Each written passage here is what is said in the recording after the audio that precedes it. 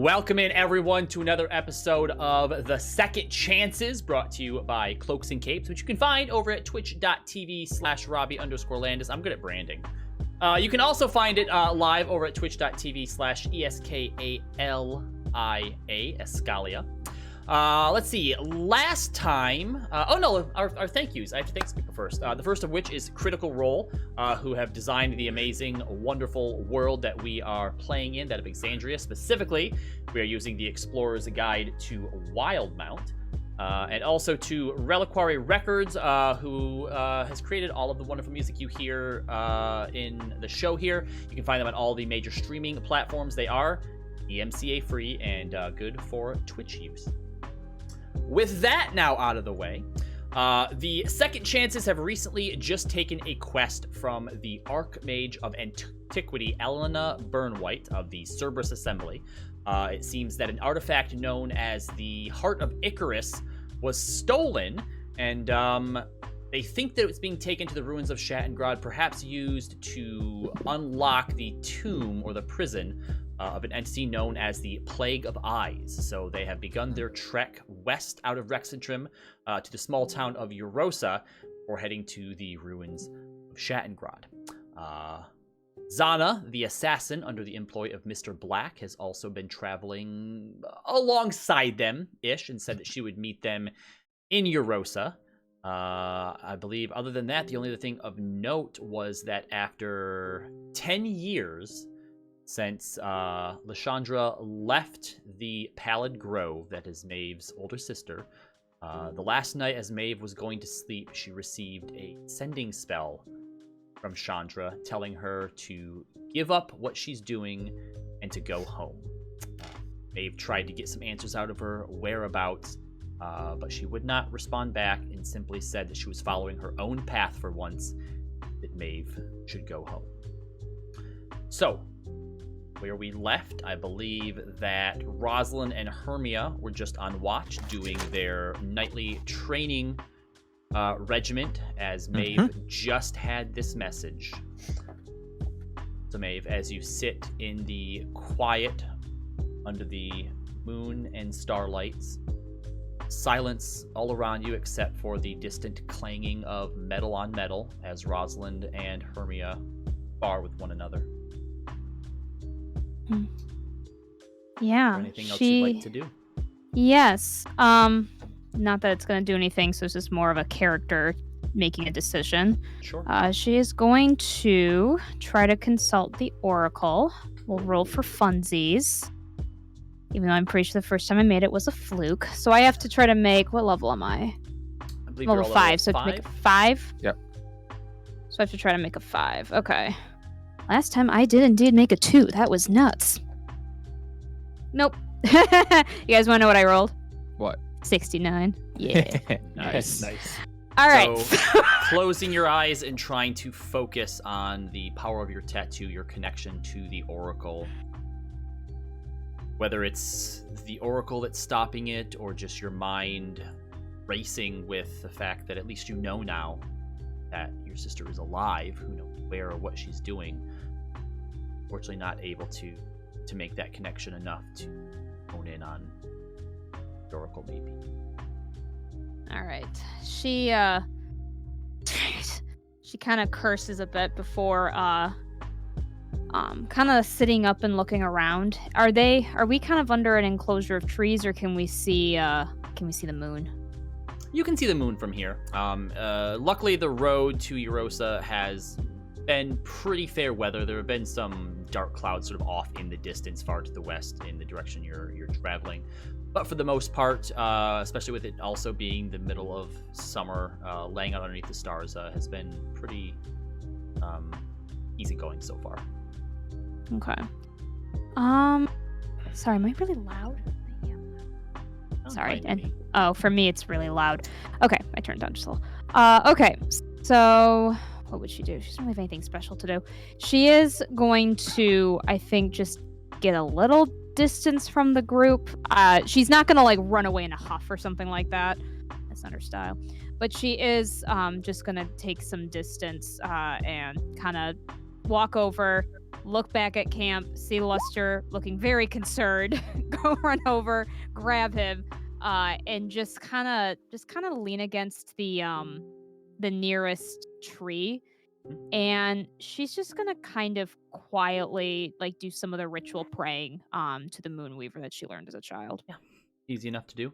And we'll say that it's probably nearing the end of Rosalind and Hermia's watch. So by the time the two of you finish and head back over where everyone is, you do notice that Maeve is missing, and Maeve, unless you're trying to hide away from people. No, I'm not trying to hide at all. You Just trying to get a little distance. Spot her 10, 20 yards off near a tree. Rosalind will cast a glance at Hermia for a moment before shrugging, and she'll make her way over towards Maeve. You're supposed to be sleeping. That's the idea of watch. Sorry. Couldn't really sleep very well. Is it my turn? I can stay up.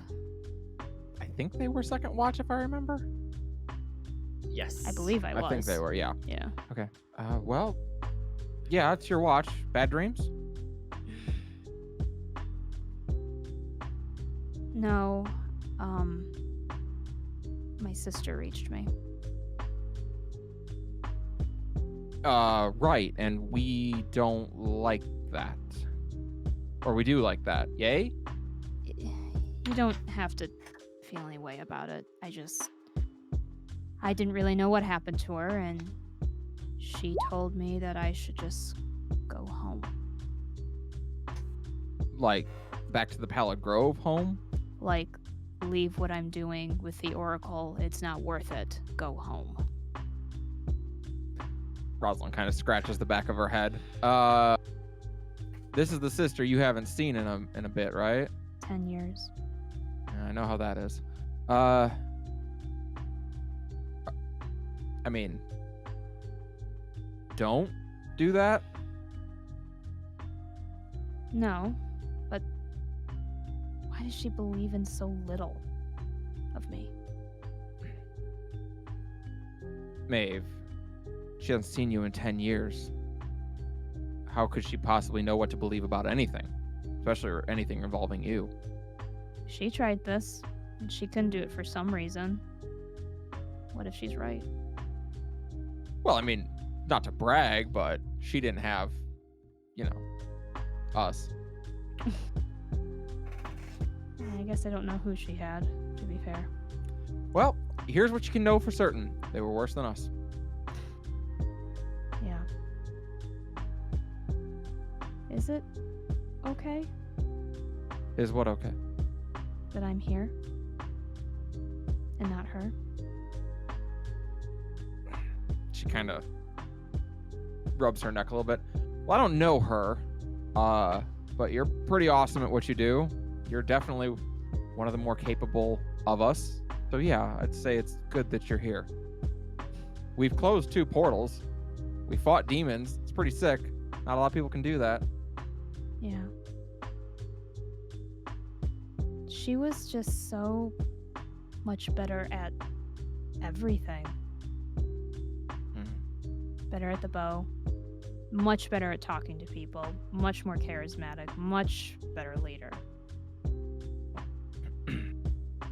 And yet, the party of heroes and saviors, the Oracle picked you instead. Yeah. It would just be nice to be considered first for once, I think. Which I realize is kind of a weird thing to say out of context, but... Luster jumps up on your shoulder and wraps his tail. I'd say around you someone and start considers you first. Nuzzling against your cheek. Thanks, Luster. That's true. I mean, Maeve, we're not looking to replace you, if that's what you're worried about. She nods at that and looks up at you kind of gratefully. She, stands up and takes a deep breath. I know usually I'm the one who offers this, but can I ask for a hug? Rosalind nods. It's a bear hug. She God! she a powerful lady. You definitely get lifted up off your feet when you get hugged. Do I have to roll for hug, Robbie? No, you're fine. Okay. Kieran is deep asleep. What a shame. I'm sorry, Kieran. I I will open up about this tomorrow. I won't keep it a secret, I promise. So, still holding Maeve in the bear hug, I carry her back over towards camp and then set her down. Okay. Oh, And and this time, Leaf, you have been awoken as well, and it is Maeve and Leaf's time for watch. Thank you, Roz. I appreciate it. You better get some sleep. Roz just winks and goes to lay down. Hello, Leaf. Have your systems been good being down or whatever you do when you sleep? All defragmentation has been successfully completed. Defragmentation. You know what? Even if I asked, I don't think I'd understand it. It's a quite simple process in which you take smaller bits of processing power and place them within bricks of another to create one uniform square of units. Processing power? Is there an analogy for that? Processing. Imagine a pile of bricks. Mm-hmm. Okay. To make less pile of bricks, you stack the bricks. And then you have a wall of bricks. Oh. Which takes less space. Because it is a wall. Ah, that's true. And not a pile. Got it. So you kind of take, like, memories, things you've seen, and you put them together to make room for more memories? Correct. And also increase the speed at which this one is able to process and recall said memories. Oh, that's very interesting. Is that how all, your kind of people do things? This one does not know, but this one does it. If you think about it, life is like a pile of bricks. And we are just trying to put those bricks into a wall. Yeah, that's pretty deep. I like that. I think there is some sense to be made from there. Is there? It's It is enough. not- She's trying. It would depend on how many bricks there are to determine how deep it is. You got me there. But yeah, that's interesting. Why don't the two of you make a perception check to see if you see this dragon coming in or not? Just another brick in the wall. 12 plus Did I click it? There it goes. plus 9, 21. No, a piddly 15. How piddly. Meanwhile, Roz is like, I can hear the water. Anyway. 1. Hey, indeed. It is higher than my passive, so I am pleased. Your watch passes without incident, but if there was anything further that you would have liked to have discussed, you may. Otherwise, just let me know when you wake up. Oh my god, who put Leo and Kieran on the same watch? I think we did.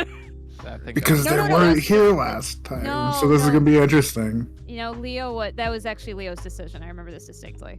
Okay. I don't have anything specific. I guess I might also ask about the new symbol on your shield if you wish to share that, Leaf. Just 'cause- Chest. On his Chest. chest. I'm so sorry. Chest. I didn't mean to say shield. If you wish to explain it to her. Sure. What do you say? So I know we haven't had a chance to really talk, but I do notice that there's a change in your appearance. Namely up here, she kind of gestures over to the chest area. I think that's a different symbol. Oh, yes, this is a starry symbol granted to me by the Wild Mother. You spoke with the Wild Mother? Indeed. This one had a dream with the Wild Mother in which this one had a discussion. Interesting. You know, I've been wondering for a while if some of us have been actually chosen by certain gods. Not everyone in this group is really much worship, but I just find that interesting that, you know, for you and I, that seems to be the case. I don't know. What do you think? This one has no. This one has no data to suggest a strong correlation. However, if this one were to surmise, maybe the gods are more like mortals in that they have passing whims and randomly decide to speak to mortals that meet their fancy.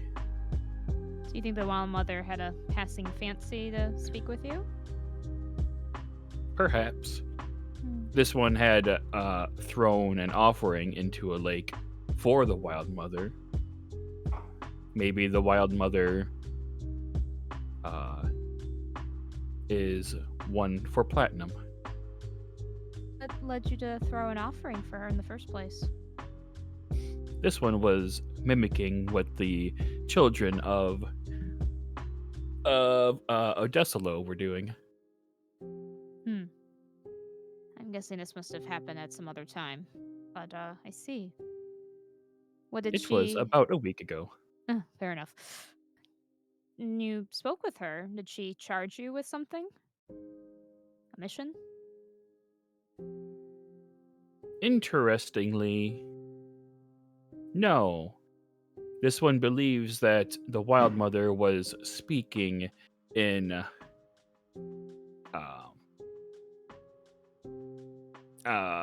processing, losing train of thought. This one Okay. This one called itself a tool. However, the Wild Mother insisted that this one was its own hand. This one believes that the Wild Mother was speaking in analogies and was not being directly applicable. Literal, yes. She's saying that you can think for yourself and do your own thing, as opposed to just take charges from others. Which this one has to laugh at. Ha ha ha. This one is property of the creator, and that's why this one is trying to find the creator. Well, what if your creator wanted you to have a life? I mean, aren't all mothers creators too when they want their children to have a life? Sometimes. She kind of thinks about this and shakes her head. Regardless, you know, I mean, what if that was your creator wanted you to have? But why would you create a tool if not to use the tool? Oh, maybe she saw something more in you. Maybe she created you to have life. I don't know. This one is an automaton. It does not have life. No, I mean, not in the literal sense. I suppose you aren't a growing tree or a humanoid, but you think, you feel, you make friends. That's pretty lifelike to me. What do you think your creator wanted you to do in life? Are we talking directly my mother, or are we talking the gods or the Moonweaver? Yes. My mother created me to do whatever my father asked, which in the beginning was not much, and then later on was everything. To follow directions, to be good, to continue on the traditions, to lead our people to a new way. A lot of things. That all sounds very nice. Well, it's nice when you're good at it, or when people think and expect that, you know, that you can do great things, not start off with just kind of not caring and then just telling you to be better. And then suddenly saying, okay, well now you gotta be leader now. That's not great. Are Especially you when you're- not good at being a leader? I don't think so. I mean, I was not a very good leader back home. I'm not exactly a shining example here. Why? What do you mean, why? This one believes you are leading fairly well. You are Mother Maeve.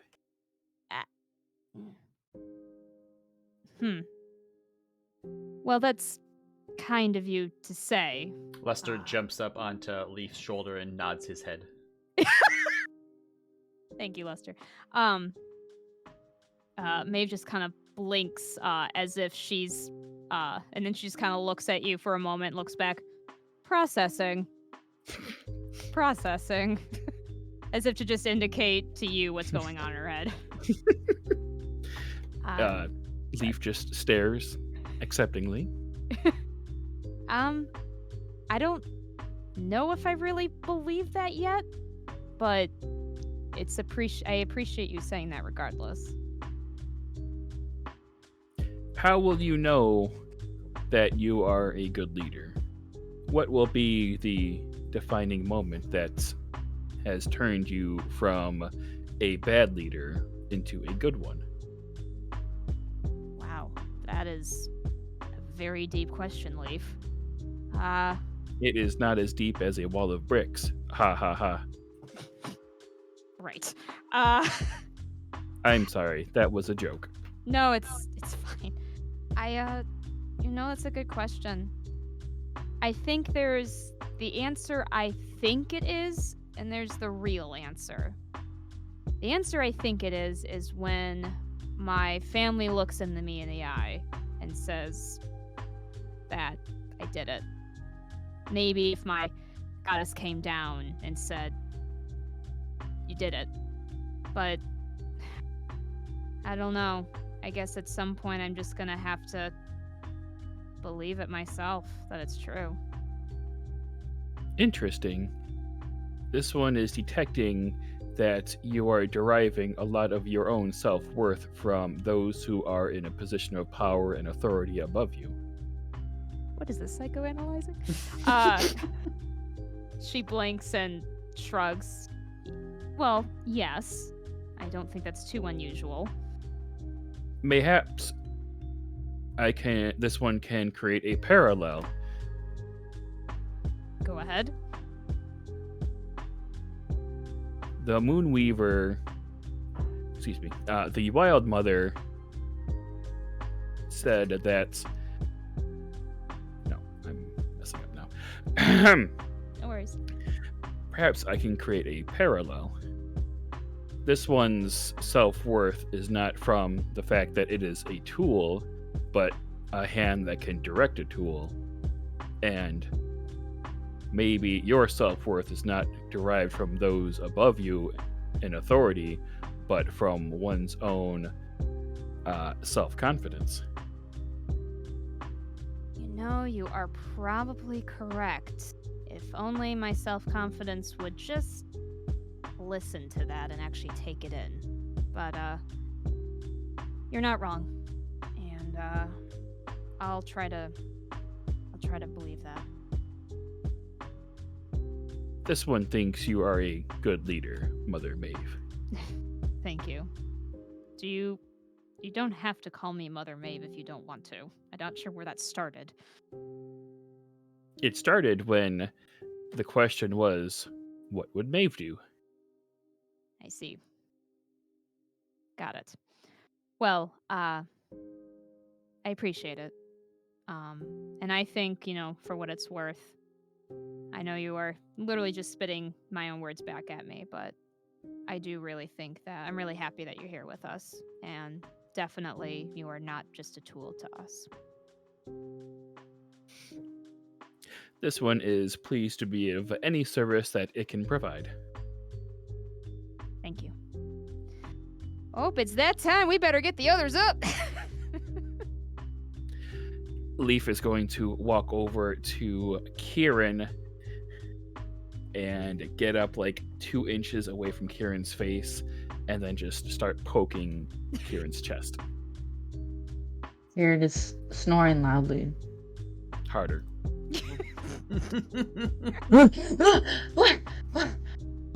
I think I Greetings. would probably like bump my head into our face. Leave. Probably, yeah. Boing! Well, not much of a boing, just like a crack. Oh, Crack. ow, Good morning. ow. It is time for your watch. Oh gosh, what are we? Remember we talked about personal space? Oh, gosh, is it swelling?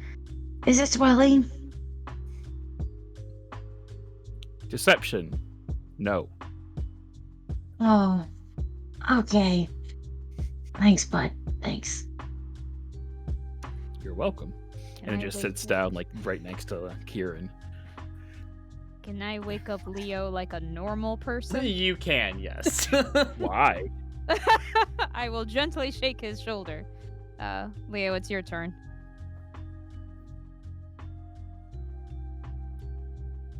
Oh no. Oh, Leo's not waking up. Can you not hear me? Now I we couldn't. can. That Now we Leo can. What the fuck? Wake up, Leo! Leo, He's dead! No. Leo's dead. We've performed CPR right now. No, fine. I'll get up with the kid. Leaf Thanks. just smashes its head into Leo's head. No. Alright, so Leo and Kieran, the night is yours, and I suppose Leaf has had enough sleep, so it's his as well. How much do you need, Leaf? 6 hours. Leaf needs to sleep. Yep, you need to sleep at least for a little bit. Alright, guys. So, Were you gonna Kieran, be paranoid all night long, Kieran? What are you gonna be paranoid? No. Why you ask? Because you're afraid of your girlfriend? Oh, okay. First of all, ew. She's not my girlfriend. Why? Is she nearby? I look to the trees. Or wherever we are. make a perception check.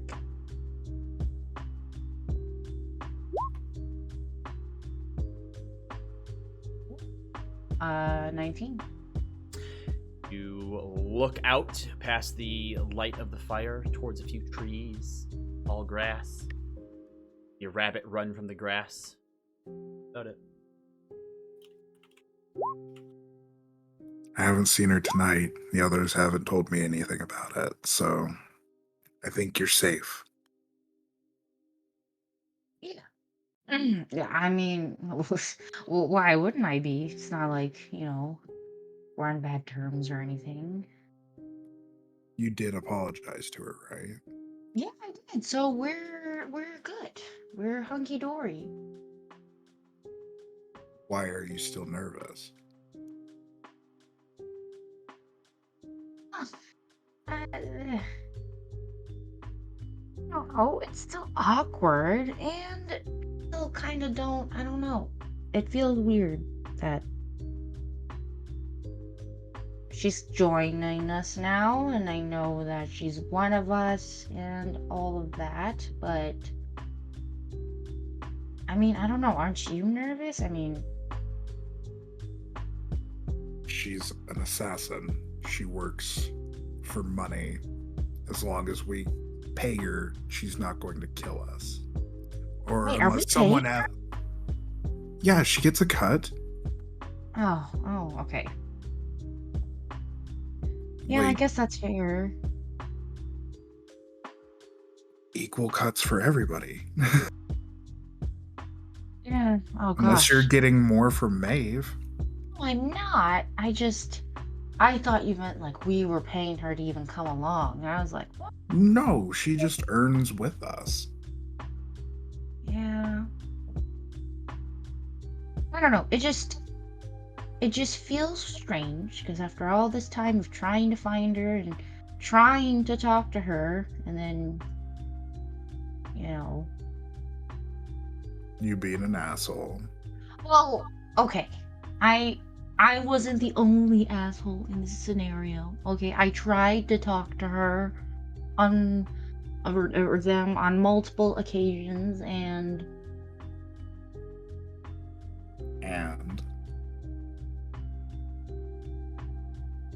Kieran like stands up, starts pacing. I don't know.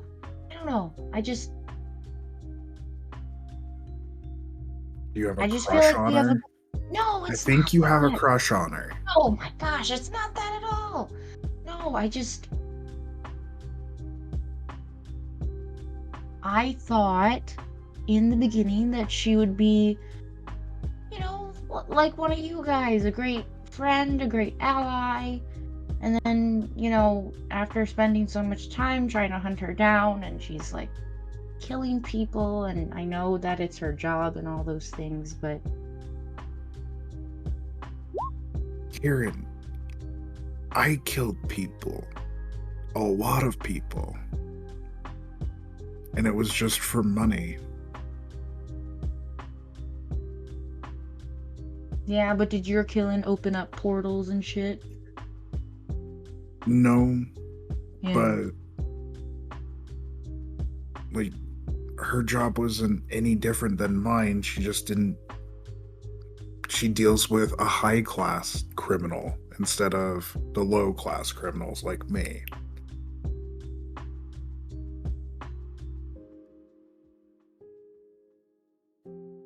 Does that make sense? No, I get it. It's just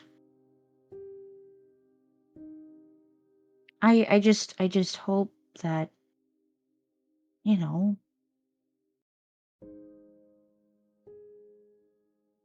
I just hope it goes well. That's all. At that, there is a crack of thunder somewhere in the distance. Then a hail of rain begins to fall upon all of you. Oh man. Those of you who were asleep are roused from it.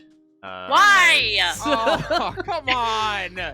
Oh no. Oh, Rosalind As- gets up and like shuffles off towards the forest. As there's Who no forest. pissed off the sky? There's no forest. There's like a few trees like sort of here or there, but Yeah. you guys are mostly out in like the open sort of plains.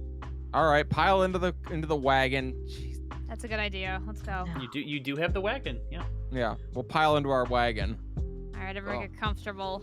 Oh, I'll Get be to the- wet. it was going so well. All right. So with that, the rest of your watch passes uneventfully. The rest of the night into the morning is not particularly comfy, though. Eventually, the downpour does recede a little bit, but it is constantly still raining throughout the rest of the day's travel to Yrrosa.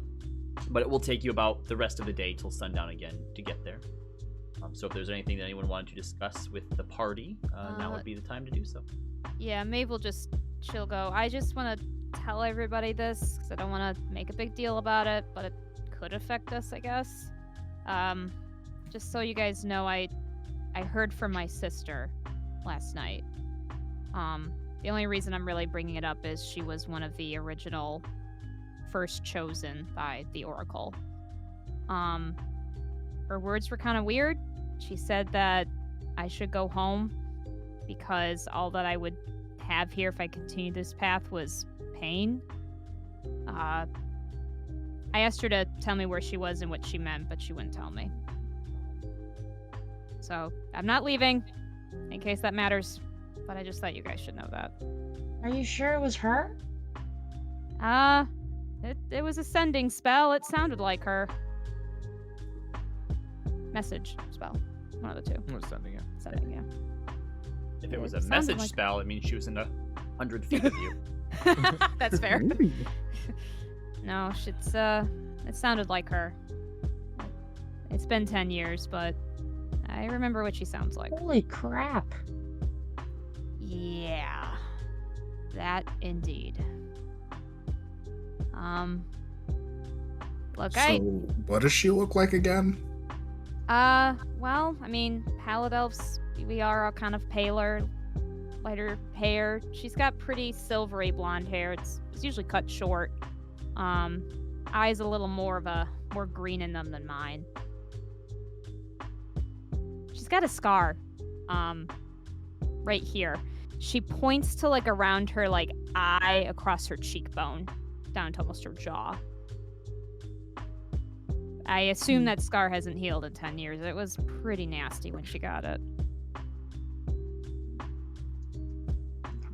Okay, so be on the watch out for your sister. Sounds good. I mean, maybe. I don't know what her plan is. I tried to... She's doing something. I don't know what it is. But, I don't know if I don't think she'll hurt us. I just don't know why she left. So... Well, she can stuff it, because she lost her chance. That's what I say. I'm Kieran. Yes. Yeah. It's the Maeve show now. Right. Listen, we're the Second Chances. We're a pretty exclusive club. Yeah. Mm-hmm. Got it. Only 7 slots plus a luster slot. Good. I don't think he'd want to be left behind. She'll scratch Lester between the ears. He likes it. Yeah, he does. Thanks, guys. We don't need to make a big deal about it. I just figured y'all should know. Let us know if she reaches out again. I will. And that is all she will say. Unless someone says something to her. All right. Well, the Go ahead. I was say Roz. Rosalind is gonna be like, Kieran, can I borrow you for a quick sec? Yeah. Yeah, what's up?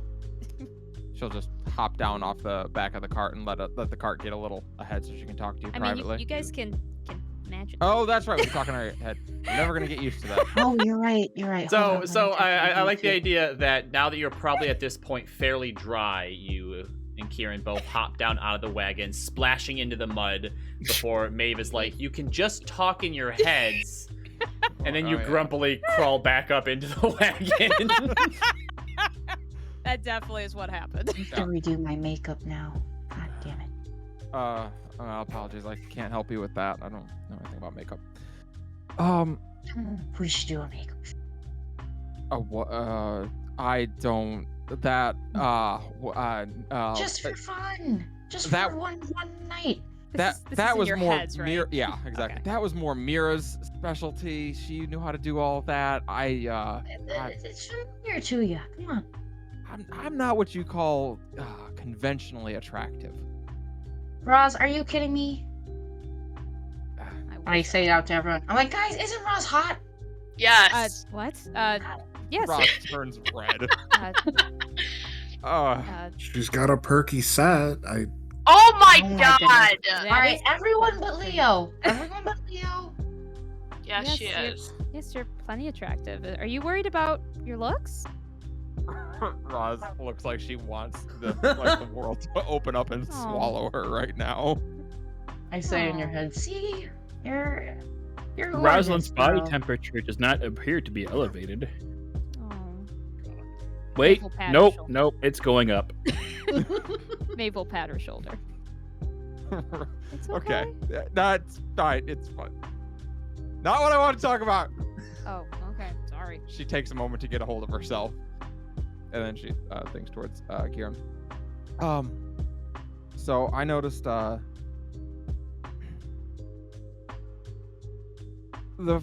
first time I ever went outside of Vano, I might have mentioned to you, we don't ever go outside the city unless you're ready to fight. The first time I ever went outside of Vano, I was with my dad and a couple other Fortuneers. It was meant to be like a training exercise for me to, make sure that my training had actually set in and was working. And we ran into some lesser beasts, and I froze. I real bad. I could not, when something actually opened its mouth and snarled at me, all I could think about was, am I going to screw up? Is my dad going to die? Is something going to go wrong? Are we going to get hurt or maimed? And I completely locked up. I couldn't do anything. And they had to bail me out, and they saved my life. I've noticed in our last couple encounters, you looked a little freaked out. Me freaked out. Mm-hmm. No. Mm? Oh, Well. All right, maybe. If you want it, I can offer you the same advice that they gave me that helped me. Well, I mean, not that I need it, but Right. to be curious. Well, and maybe you'll run into someone who needs that advice someday and you'll have it for them. Oh yeah, absolutely. Yeah. It's really easy when you're not used to fighting like that to get in your head about just those things. Are these people that I'm with going to get hurt? Is someone going to get maimed? Is someone going to get killed? Am I going to go back to the inn tonight and one of my friends is gone? It's easy to get lost in that. And so don't think about anything in large terms. Focus on the smallest task that you can. So in your case, you might think, I'm going to prepare my movements for Eldritch Blast. Then I'm going to aim my Eldritch Blast. And then I'm going to throw my Eldritch Blast. Think about all things in combat in those very simple terms. One small task at a time that you know how to do, that you can do almost on muscle memory. And before long, the truth about these fights is they don't last very long. It'll be over before you know it. And as you get practice doing it, you'll be able to think about bigger and bigger tasks. But just for right now, try and focus on the smallest task you can that's a step forward. That's how I got through it. It was simple things like put your shield up, take a step forward, draw your blade, swing. Just little things. And that's how I got through it and learned how to kind of overcome freezing up. Oh. Yeah. Thanks. Like I say, if you ever meet someone who needs the advice, I'd appreciate you passing it on to them. Absolutely. And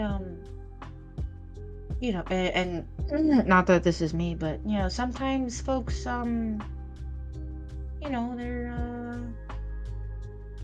not necessarily trained perhaps for that sort of combat. Yeah. Usually not me, but sometimes for other folks, that small task, the only task they're thinking of is running away or like doing a card trick to make money. At the end of the day, I think you could run away, but I think in your heart of hearts, based on what I saw, what you want even more is to protect your friends.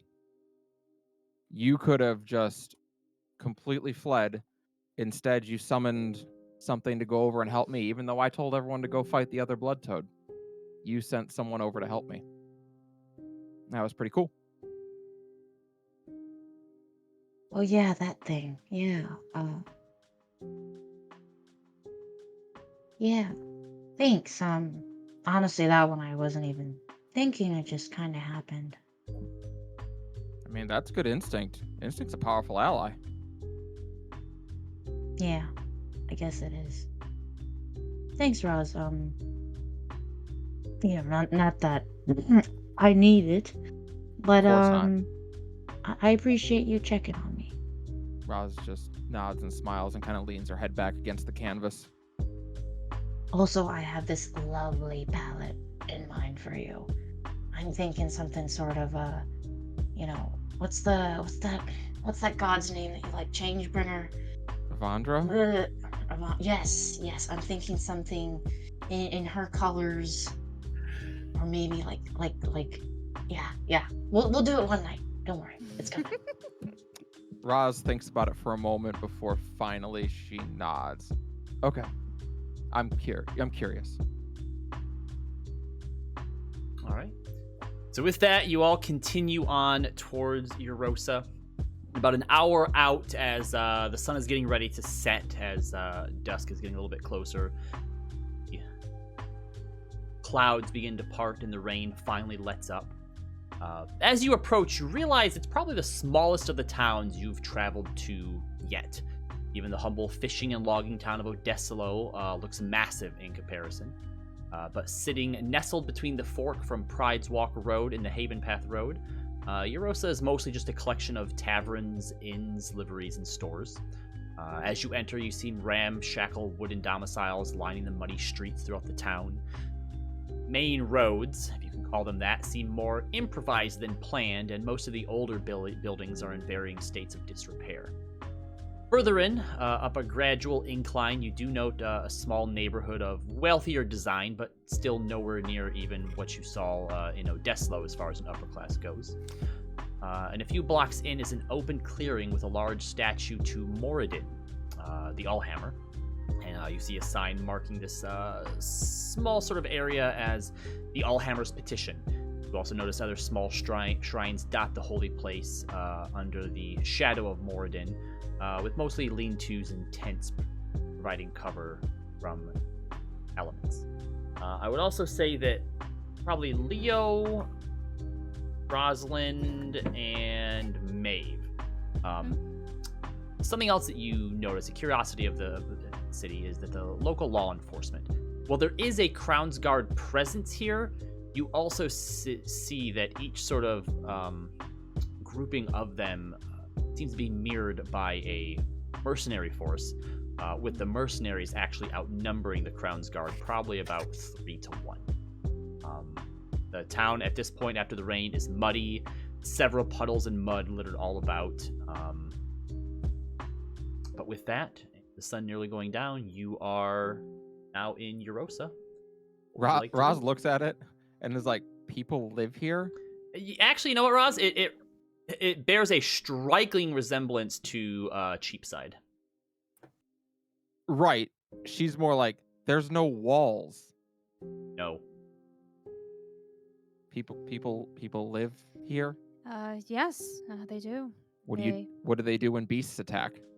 Well, beasts don't attack that often. I imagine their militia here helps take care of that. Otherwise, they probably just don't, have the money to make things that safe. Rosalind looks dumbfounded. She looks very confused. Leo, go ahead and make a history check for me.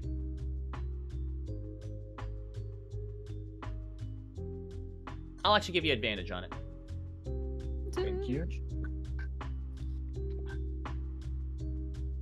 A little better than the two I rolled. I rolled a 15 plus 0, so 15. 15's enough. You don't know the exact details behind it, but you do know that Yrrosa is actually the birthplace of the Myriad. And about 30 years ago, the Empire actually ran a raid on the headquarters here in Yrrosa, and it splintered the Myriad into the fractions of factions that they are nowadays. And it's probably been, since then, it's a little past Yrrosa's glory days. I relay that information, and I kind of look at Rosalind's like, you know what we forgot to do? What? You know that letter you're supposed to deliver? Oh. Well, we didn't forget. I chose not to, but sure. Well, That might come up here. Oh. Should we disguise you? She looks herself over. I mean, I don't know. I'm a 6'3", silver-haired Amazon of a woman. I don't think you're going to be able to disguise me much. could you at least dye her hair, maybe? No, not again. Not with the hair dye. That was gross. Okay. Well, I could do that makeover early. Oh, God. Well, that's an idea. Hopefully it doesn't rain again. Leo, do you think the Myriad are still around here? I would assume they would have a presence around here at some point. Mhm. Maybe fractured, but So unfortunate with what happened. So many innocent people getting hurt here. Well, I vote let's find an inn, and maybe we can meet up with Zana. Maybe she'll have some information about them. She's been here presumably before us, even if only by a bit. That is a fair point. she probably has a room here, and I will invoke the power to sense where Zana is. Da-da-da-da. And you feel her presence just on the outer edge of 500 feet. It's 500 500, feet. I think. Yeah. 500. Yeah. 'Cause it's 100 feet for the telepathic message. Yeah, we'll say it's very, very faint, but seems to be a little further. Some. So heading further in, you eventually come to a tavern called the Earl's Pint. Half-timbered sort of exterior, a stacked building, which definitely sort of stands out to some of the other buildings that are next to it, which are all just sort of one story. You see a poorly scrubbed bloodstains on the front of the door and under one of the windows, sort of on the windowsill. The actual window pane itself, though, looks new and pristine. As you head inside, it's definitely dilapidated. The decor seems to be a bit newer, or at least a bit more care was put into it, almost like they're hoping to cover up the fact that this is a shithole with some shiny pieces of decoration. Same with the furnishings. And you actually also see over in the corner is two large chairs that look to be some sort of like pampering massage station and full service sort of grooming area. And there's actually a dwarf with a huge, wild, bushy black beard that's sort of sitting on a stool next to it, asleep. Clientele probably doesn't partake as often as you'd like. Oh. But as you enter, there is a man from behind the bar who looks towards you, goes, welcome in to the Earl's Pint. Travelers, what can I get you? Are you looking for rooms tonight? Yes, we are. And well, we have 2 left. 2 silver apiece. You could probably fit the lot of you in there if some of you don't mind floor space. Yeah, that's fine. Well, the three girls, I think, will take a room, and then the 3 masculine presenting will take the All right. other. I also recommend probably using something to shove under the door. That way the rats can't get in and out. The rat! Very well, we'll handle the rats. Well, especially after a storm like this, water outside and whatnot, they usually start to look for higher ground. Is there any leakage into the rooms? Nah, they're on the 2nd floor. You'll be fine. That's fine then. We'll be okay. And each of you This a feels key. like home. Yeah. I'll pass out one to Leo. The other I will keep. Can I look around? Do I see someone I might suspect is Zana? Make a perception check. My favorite stat. Should I be helping? 2 plus 0. I mean, you know that she is a changeling, so literally anyone in here could be Zana. All right. This barkeep could be Zana. That's True. It's very true. Rosalind looks very proud at everyone and smiles as she says, "She might be here." Try rolling insight.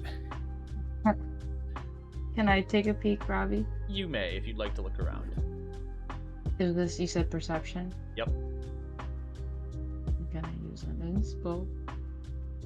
Use that inspo. I should be making it, but decided not to. 14. There we go.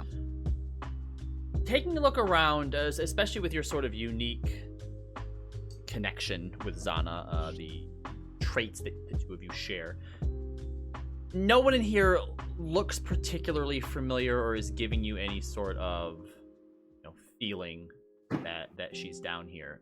You do notice, however, and this is just knowing based on what your quest is and who you're looking for, there is a drow who is sitting in the corner that looks like they are not passed out, but maybe has had a drink too many and is definitely on the verge of should probably be going to bed here.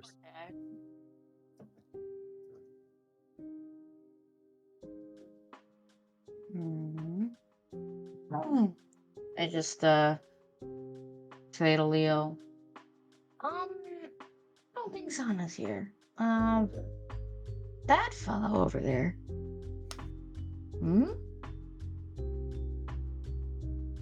I give him a look.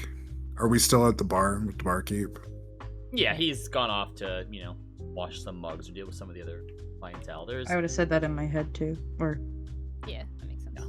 But I mean, beyond the drow, there's probably 9-10 people in here. A few of them sort of look like they're drinking together, but for the majority of everyone in here, they're kind of doing their own thing and just kind of staying themselves. It's not much of a social atmosphere.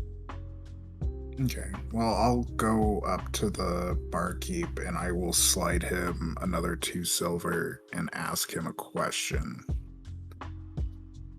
Is that drow staying here tonight? Make a person.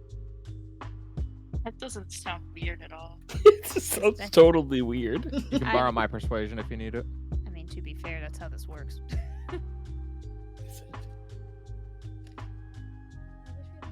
15 plus 2. He kind of stares at the silver for a second, reluctantly swipes it and goes, he's been here for a few days now. Not sure what his business is, but he is staying. Hasn't gone out much, what with the rain and whatnot. I pull out a gold and slide it towards him. Oh my god. Has he had any weird things with him as of late? Takes the gold. I don't know, I don't go through anything or watch people too closely. They pay me, they mind their business, I mind mine. Pull out 1 less gold. You are 1 less gold. Do you know how long he's paid up to? He's been paying by the night. Takes the gold. Fuck it. Thank you for your services. Thank you for your patronage. I look to Leo and say in my head, "Oh, we're doing some spy stuff? Should I prepare a disguise?" Back to Kieran, no. But he is a suspect. Just don't draw any attention right now. Okay. So, what else would you all like to do? You have the night if you'd like to explore around the town at all. It's probably at this point just hitting sundown. Okay. I mean, May would offer just to kind of get her bearings in the town, just see like where the points of interest are, so that we can kind of start getting through the next day. Mhm. Also to see if Zana ambushes us. But we don't. You know, I don't think we've had that outing yet. No, we Yeah. have. No, okay, I suppose that is true. Yeah. Rosalind looks around. You want to have that here? We're just exploring, night on the town. See what's what. And Maeve said she would come with us, right, Leaf? Rosalind gives Maeve a hearty pat on the back. Well, have fun. Thanks. I think. So Maeve, Kieran, and Leaf are going for a night on the town. Guess so. Letting loose in Yrrosa. Yeah. What's that even mean?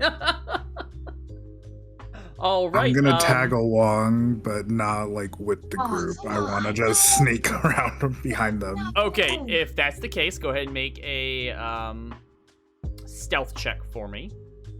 Hermia, Rosalind, what's your plans? You can go with them as well if you'd like to.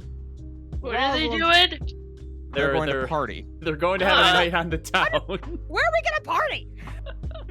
That's my question. 14 plus 11, so 25.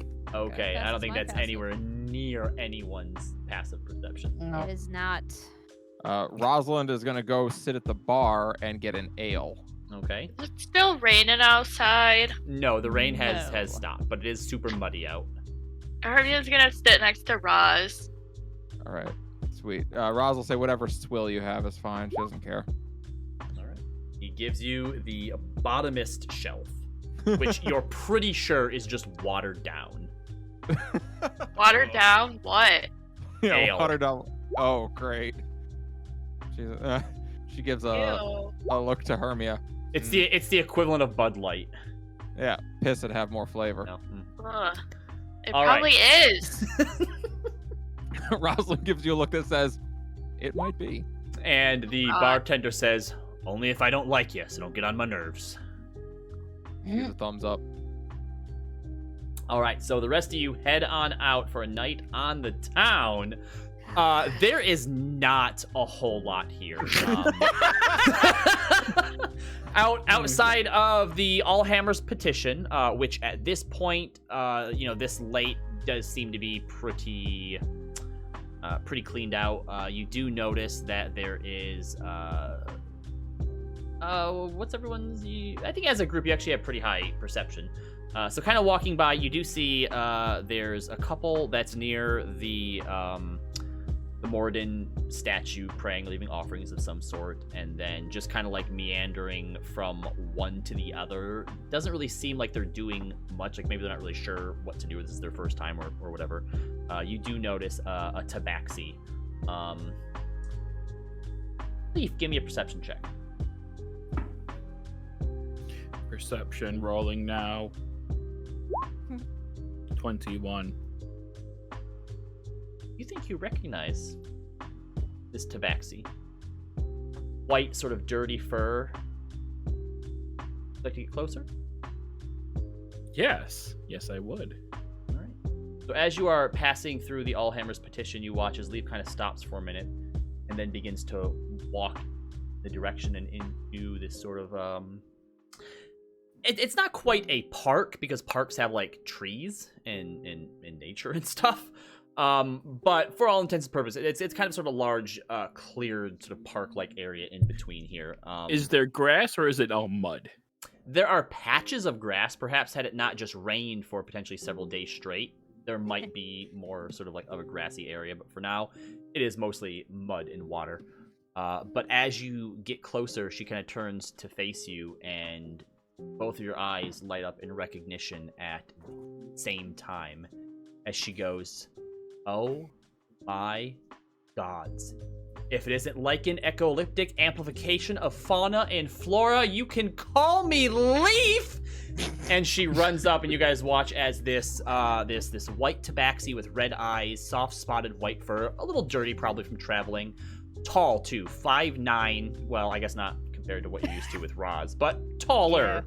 Yeah. Has a very athletic build. Her ears are adorned with several piercings, plus another in her nose and lower lip. She has a long, slender tail, and she runs up and just wraps her arms around Leaf. And of course, Leaf, you recognize her as one of the Coin Accord, Neose. I will just kind of look to Kieran. Do we know her? And she kind of pulls back, holding him by the shoulders, and goes, "Leaf! Where have you been? What have you been up to? Tell me everything!" Greetings, friend Neose. This is quite a surprise. And Leaf is going to motion back over to Kieran and Maeve. These are my new friends. Best friend Kieran, mother Maeve. Maeve cringes at the Oh. title, but just smiles. Best friend and a mom. Guess you've been doing pretty good for yourself. Glad to see that you have, Runar told me, he's like, I don't know about that Leaf going off on his own, but I knew you'd land on your feet and find yourself a third family. The Coin Accord, of course, will always be your second family. What are you in town for? What are we in town for We're on again? our way to Schadengrad. Oh, we're going to Schadengrad? Yes, we're just stopping along the way. Oh! I We... remind you in your head. Thank you. We, the Second Chances, are passing through Yrrosa. We are on the way to Schadengrad. Oh, well, you might as well buckle up and, sit down for the night here then. They've actually closed it down for the past few days, due in part to, all the storm and stuff. I guess there's been a lot of flooding and, mudslides and stuff like that. We actually tried to go there ourselves. We thought maybe we could slip in, maybe get a little relic or two here or there, take back and sell to Rexentrim, those stuffy magic, magey, Cerberus, Sultrus types pay top dollar for that type of thing.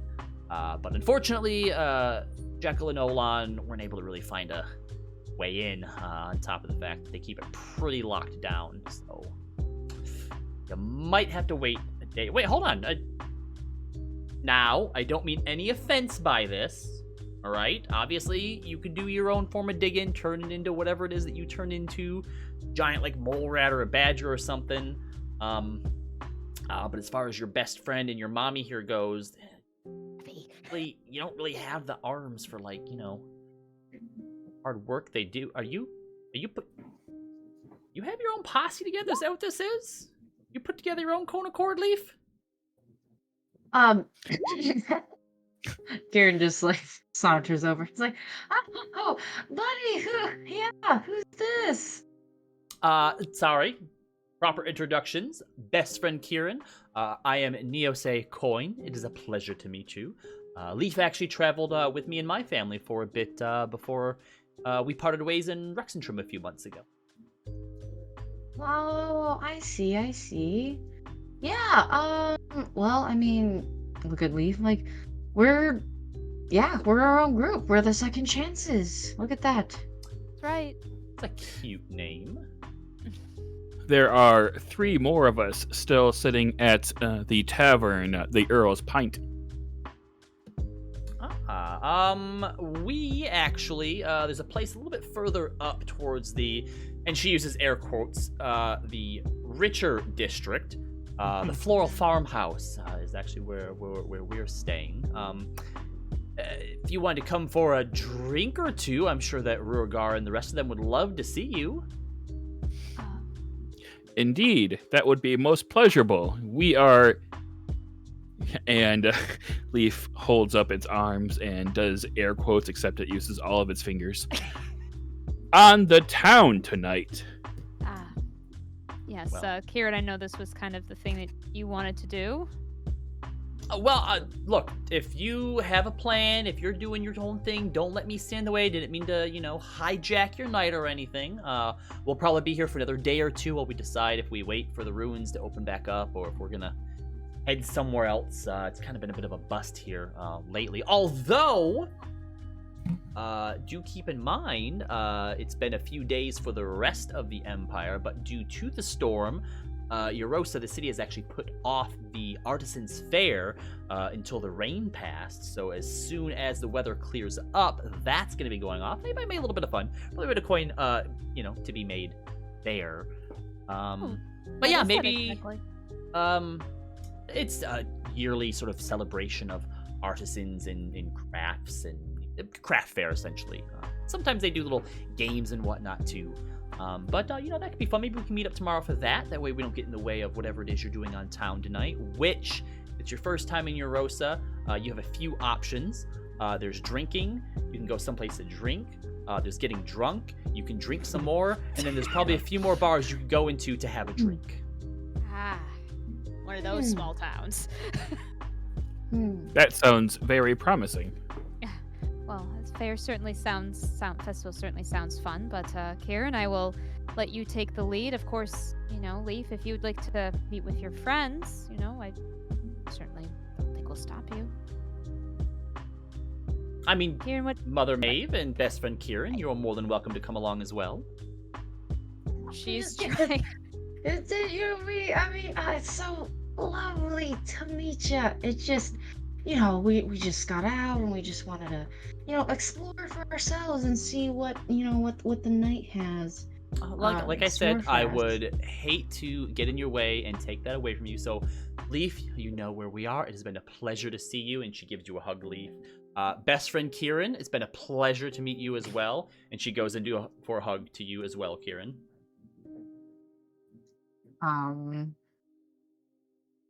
I'll do the awkward side hug. All right, cool. While I'm watching this, I'm watching the tabaxi very closely. Make a perception check for me, and then she heads over to you as well. Mother Maeve gives you a hug. You're gonna pickpocket someone's mom? Shame on you. Perception, right? Yes. 13 plus 8, 22. 21, sorry. Okay, you do actually see her lift Kieran's coin purse.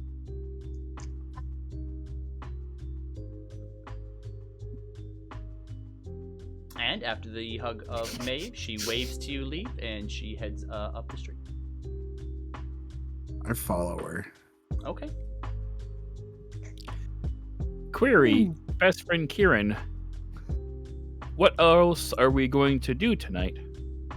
I'm just like kind of, my eyes are like in the direction she walked, just staring. What? Yeah, sorry, bud. What was that? What are our plans tonight? Well, I mean, I was hoping, if Maeve's okay with it, my plan was that, personally, I've just been missing the stage a little bit, and it seems like a slow town like this could really use some pizzazz. However, I think it'd be great because I haven't done anything in a troupe for a while, and maybe we could do a show together. Just one hit wonder kind of thing here. Because we have not just you, Maeve, like Luster. You guys could do some maybe like familiar animal companion. Luster runs performance? up onto Maeve's shoulders and stands up and does cats when they beg with their hands. Oh my gosh. Kieran, listen, I am not a performer. It's not really my thing. I think it's wonderful that you have so much confidence you can be on stage in front of everybody, but that's not me. Oh, this one has an idea. We could put on a play of sorts where Mother Maeve and Dragon Luster are one side, and I could turn into a animal of sorts and be best friend Kieran's pet. Oh my goodness. We could hold one of those familiar fights and get people betting on us. And then you and I and we would a little cheating, sure, rig it a bit, but we can make a lot of coin if the crowd decides to bet on one or the other, right? Wolf pits fights in the Pallet Grove are highly illegal. It's bad for the wolves. Yeah, but do you It really is think okay. a place like this cares? We are not in the Pallet Grove right now. Yeah. This feels a little uncomfortable. Maybe why don't you perform, Kieran? You have card tricks, right? I'm sure people would be delighted to see those. It's just here's the thing, Maeve, and I want to say this because what's so wonderful about going into a new town is that you can reinvent yourself because it doesn't fucking matter because we're gonna leave in a few days. No one's ever gonna know. So yeah, just give it a try. You could, the best way to gain confidence is to kind of fake it at first, and then it becomes real. To fake it. Yeah. What am I supposed to do exactly? Just say, go, Luster? Well, Luster jumps honestly, down I've onto the only- ground and then stands up on his back legs and then just punches shadow boxes with his paws out. You know what? Luster might be better at this than I am. Yeah, see, and look, your first performance doesn't need to be big and showy. Maybe perhaps you're the mysterious, ranger who only speaks in thieves' cant or something. And I'm the plucky, protagonist or whatever, just trying to make a stand here. Rangers are It's not everyone. mysterious in the Pallet Grove. We have a lot of them. I know, We don't need to but speak I'm in saying- thieves' cants. We don't need to Oh, I steal. know. It doesn't need to be real. It just needs to look and feel real. Okay. Well, Cloaks aid in mysteriousness if you put them over your head. You Okay. can do that if you don't want your face out there. It doesn't need to be anything like that. Sure. I don't have really a cloak per se. I have kind of a poncho. Is that? If you let some of your hair out from the cloak's hood, you will appear even more mysterious. I see. She kind of takes her ponytail down, and it's quite long hair, and just lets it kind of go around her, and kind of fixes up the poncho so she kind of has the back flap like over her head, like it's meant to be a hood, like that. So mysterious. Yeah, and I could give you maybe a little makeup, maybe put some, like black eyeshadow around your eyes to really obscure, your visage. If that'll make you, feel more comfortable, that is.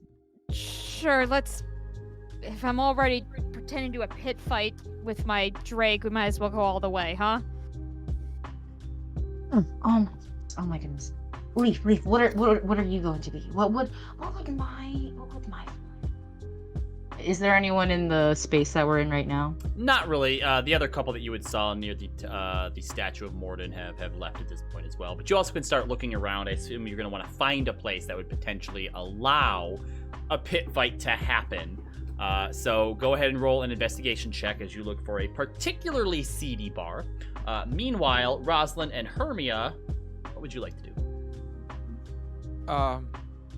We're enjoying well, I shouldn't say enjoying. I was going to say, We are the DM puts partaking of up a his fingers and does air quotes. You are enjoying a drink. the ale. So Rosalind glances over at Hermia. I guess I still owe you a lesson for tonight, right? Yep. She looks to the bartender. Is there a spot out back we can just spar for a minute? Outside? Yeah. Is that fine? Yeah, no, if you're going to fight, go outside. Okay, just checking. I don't want the Well, city we watch weren't to come gonna do arrest it in me. here. I don't give a shit where you go then. All right, she'll throw how much for the swill? A silver. All right, she'll throw a silver down on the table, and she'll get up and head on out with Hermia out to the around back. Okay. All right.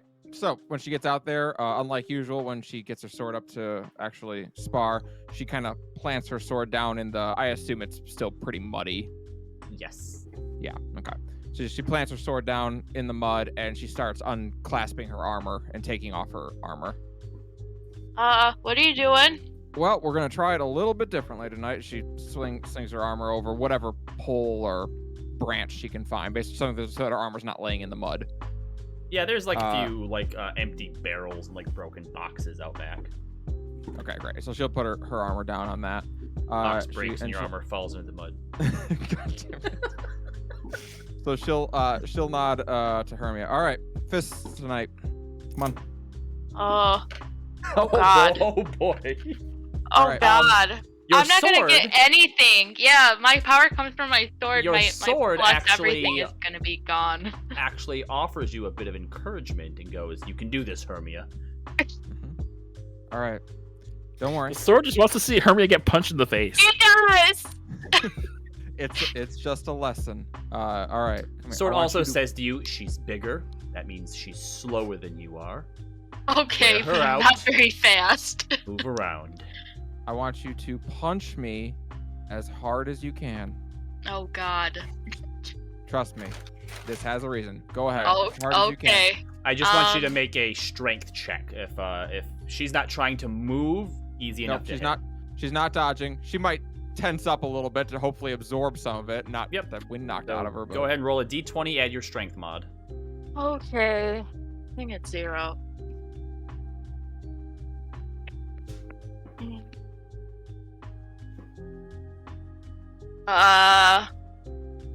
My strength mod is 0, but I rolled an 18. Okay, so she lands a solid punch right in your stomach, and you take a point of damage. It just doesn't hurt at all. Yeah. It's a point of damage. Yeah, Rosalind 18 is grunts good. as she absorbs the shot. Katie, would you say that Hermia probably did punch as hard as she can, or do you think she probably getting ready to punch her friend like laid She off a little probably bit? tried to punch as hard as she could, knowing Okay. that like she really can't punch that hard. Okay. It was So- actually a good punch. She has decent Yeah, it was- form. So Rosalind nods. Now, she kind of like freezes Hermia in whatever posture she's at the end of it.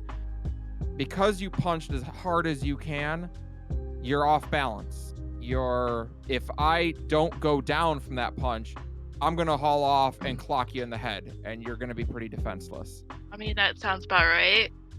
So, I want you to do it again, and I want you to punch as hard as you can while not letting your lower posture break, so that you could still dodge and move if you needed to. So that when you come out of it, you can still move or block or parry. You're going to be still solid and ready to go when you finish the punch. As hard as you can while doing that. Okay. Is it still the same roll, Robbie? Yep, same thing. Okay. This one is only 11. Still not bad. It's enough that she seems to be taking the It lesson meets. in stride. Yeah. It meets my AC without my armor's on only 11. So as you do it this time, Rosalind nods and she like kind of shows you like now, and she's gonna kind of swing at your head, but you have plenty of time to dodge because you're already in position to do so. Okay. Now, Do I- the reason I teach you that is your sword isn't any different. The nice thing about your sword is it is sharp and it is heavy. You don't need to swing your sword as hard as you can. Your sword is your partner. Let it do the work. You just need to swing it hard enough to get it moving, and it will finish the job for you. You want to come out of your swing already ready to defend or dodge the next attack. That's why you're getting winded so quickly when you're doing this, why your stamina seems to wear down so quick. Every time you go, you think the idea is, I need to swing my sword hard. You really don't. The sword does most of the work. So she motions to her sword. Go pick it up, and we're going to try it with that. Okay. Same principle you just learned. I want you to swing. She's going to go pick up her shield. I want you to swing at me, but only hard enough to get it moving. I want you to still be firmly planted when you're done, ready to move, ready to dodge. Okay. And the two of you continue the lesson for however long that you want to. Doesn't seem to draw any attention from any guards or anything. By the end of it, Rosalind is starting to work so that we're going back and forth where she's got her sword now, and you swing at her, and then she deflects it and swings back, and giving you time to gain experience in actually parrying and dodging and doing the lessons properly. And you can kind of find out that like when you don't overcommit to every swing, it's a lot easier, and some of those lessons that you learned back in the classroom suddenly start making sense. Leo, I need first let's start with a stealth check from you as you are following Neose.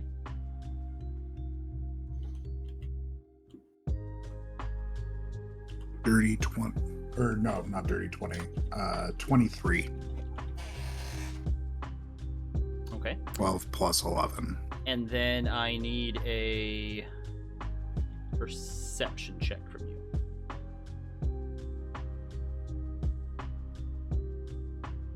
$15 plus 8. So 23 again. Okay. So as you're following her, she's sort of just walking down the main roads at first, and then quickly suddenly dodges back into a narrow side street. As you begin to give chase, following her, and just barely being able to keep up, basically coming around each corner and just seeing like her tail fly around another one. You follow her back between a bunch of houses, down these side paths and alleyways and stuff, and then eventually as you come around one, she's standing right there in the middle, waiting for you. A dagger out, but not towards you, just kind of holding towards her side. And she goes, "Can I help you?" Oh, Lee forgot to introduce me. Did he now? Yeah, I'm Leo. The one who watches out for my friends. Make a persuasion check. Be nice to my friends. She stole something. She stole something from your best friend. You don't know that. would never. Persuasion. +2. So 16 + 2, 18. 18. Okay.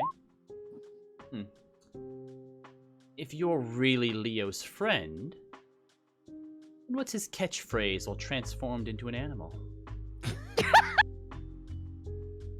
I cannot talk in this form, and then he barks and squawks or grunts in whatever form he's in. I suppose you saw me take these then, and she holds up 2 coin purses. And I just nod. Well, to be fair, I did feel a little guilty as soon as I did so. She tosses them to you, both Kieran and Maeve's coin pouch. Was that the party fund too? If Maeve holds on to the party fund, yeah. Yeah, she does. I guess so, yeah. I didn't ask if my 19 passive would have caught her or not. It would not have. Okay. Word to the wise. Don't steal from your friends. They don't Well. like it. Mother Maeve and best friend Kieran aren't my friend. Well, you have a nice night. And go find another sucker to play with, I guess. A You as little well. rat. Old man. She turns, Stupid cat. And I just Walks. walk off. walks off the other way. Oh, jeez. All right. Party team. Did I get an Yeah. investigation? Yes, 22 according to Kieran. All right, so with a 22, you are able to find a nice, seedy-looking warehouse that normally you wouldn't bother trying to check out a place like this. Who knows that there are people in there? Except you know that there are people in there because there are lights on. You can see inside, flames flickering. It sounds rowdy. There are definitely people on there carrying on in some fashion. And out front, sitting in a chair with a sort of long brim hat pulled down, is a large, rotund-looking orc that you surmise is probably like a bouncer or of some sort. Kieran, are you sure this is a good idea? Let's just let's get White first. I just pull him into an alleyway before we enter. Okay. So, all right. Tell me, Maeve, what's your shtick? What character are you feeling today? I don't know. Can I just not talk? That's fine. Yeah, we said mysterious. That would absolutely work. Not Okay. talking is very mysterious. Okay. I don't talk. I just use hand gestures. Yeah. Show us a hand gesture. She just does a series of like point, chop motion, kind of a final chop, and then pointing away. And it shrugs. Okay, maybe less of the chop, and then yeah, I think that's good. Yeah. Okay. Yeah. She kind of does like a what do you call this? Where you roll your fingers together. If you see the camera, you can see it. Mm-hmm. And then points back behind her. And then it looks almost like she's trying to do weird dorky dance moves, and she's not really sure what she's doing. Hey, Luster, maybe- who is maybe up on your less shoulder, looks to Kieran and just kind of shrugs and shakes his head. No, I get it, Lester. I see it too, buddy. What? So mysterious types, right? Okay, So yeah. you know what? I have just a thing. I immediately turn into Zana. Okay, Okay. hold on. What Zana? Oh wait, never mind. I haven't seen her. No, I You haven't seen her changeling JK. form. No. You have seen her ASMR form. You've seen her Have- red hair form. I'll turn into a form that the three of us have seen together. Okay. And I just become very stoic and very serious, cross my arms. And I just pause, like I'm voguing. I'm like, see? So it's sometimes that, like, you set your shoulders back, cross your arms, lift your head high. You don't Like need a lot of movement to convey, seriousness, right? I need to act like I don't want anyone to talk to me, but I secretly want them to talk to me. Exactly. That's exactly what Sana's. I got this. Okay. And so she does. She pushes her shoulders back and she crosses and she just gives this very blank look that you're not really used to seeing on her. As she just kind of looks back at you. Is it a good resting bitch face, Robbie?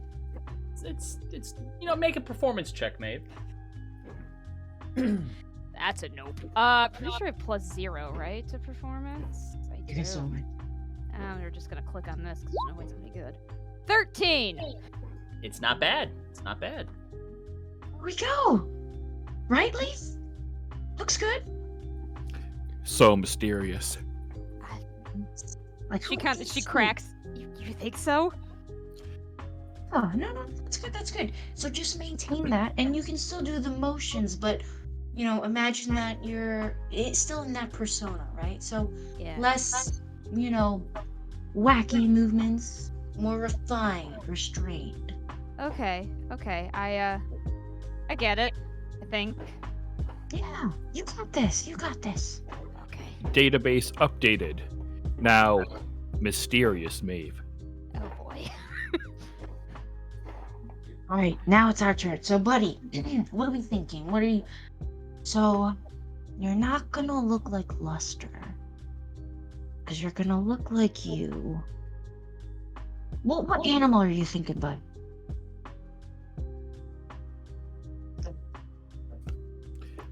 How about a menacing lizard? A lizard. Okay. Yeah, I could get into that. Do you mind? Well, no, hold on, not yet. Let me what would look good with? And then I'm going to transform. My shift weave will also change into some every man's outfit, Okay. but I have a red cap on. I have black spiky hair, and I may or may not look like Ash Ketchum. So how about this? Or is this too normal? Is this?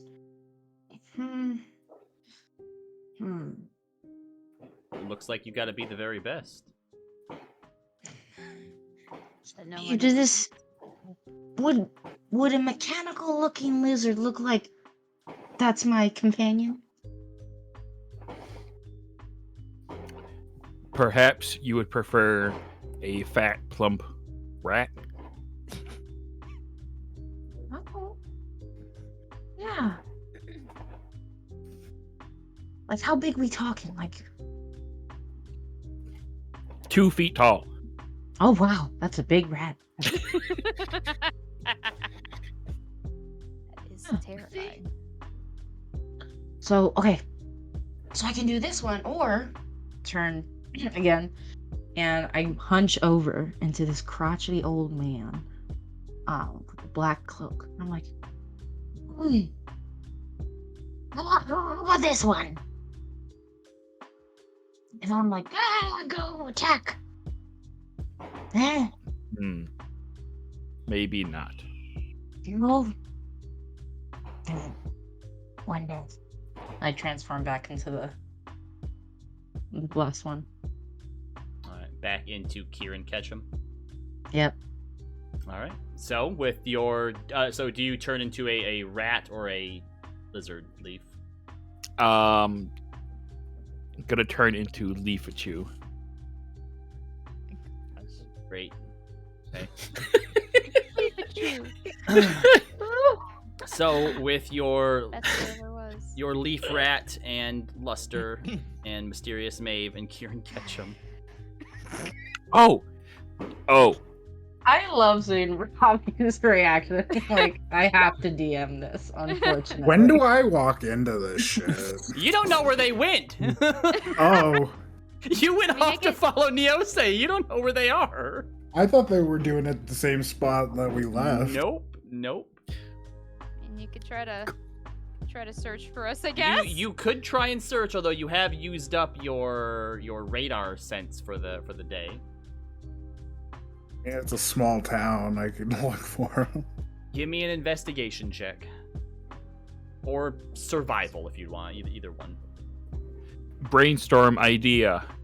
What if we put Dragon Luster in a mysterious cloak as well? Luster, I think, was 10 very plus happy 3. about this. 15? Okay. Is Luster happy about this idea? About a cloak? You watch him. He kind of like there for a moment, like he's thinking about it, and then shakes his head. Okay, he doesn't really want a cloak. I think he wants to be a shining star. Nods. I think Okay, he's so- excited about this. So with that, Alright. the four of you head back out of the alley and around front to the man sitting in the chair. Doesn't look like he's paying attention right now. What would you like to do? What's the name of this place again? There is no name. It just looks like an old warehouse or a storehouse of Jesus. some kind. Say nothing because I don't know what I'm doing. And you're being mysterious. And I'm mysterious. So I have to pretend I don't care. Oh, wait. Should this one become the rat first? I Oh. assumed you had, yeah. Yeah, you are. Okay, yeah, okay. All right. So Kieran, that's you. What are you gonna do? What's he doing right now? He's just leaning against the wall. He's sitting in a chair with his wide brim hat down over his eyes and doesn't seem to be moving. Okay. Walk up to him. Does he react to the sound at all? Hi there. Could we get into your fine establishment, please? No response. He breathing? He does seem I to be like- breathing. I bend over to the side to see if I can see under the hat.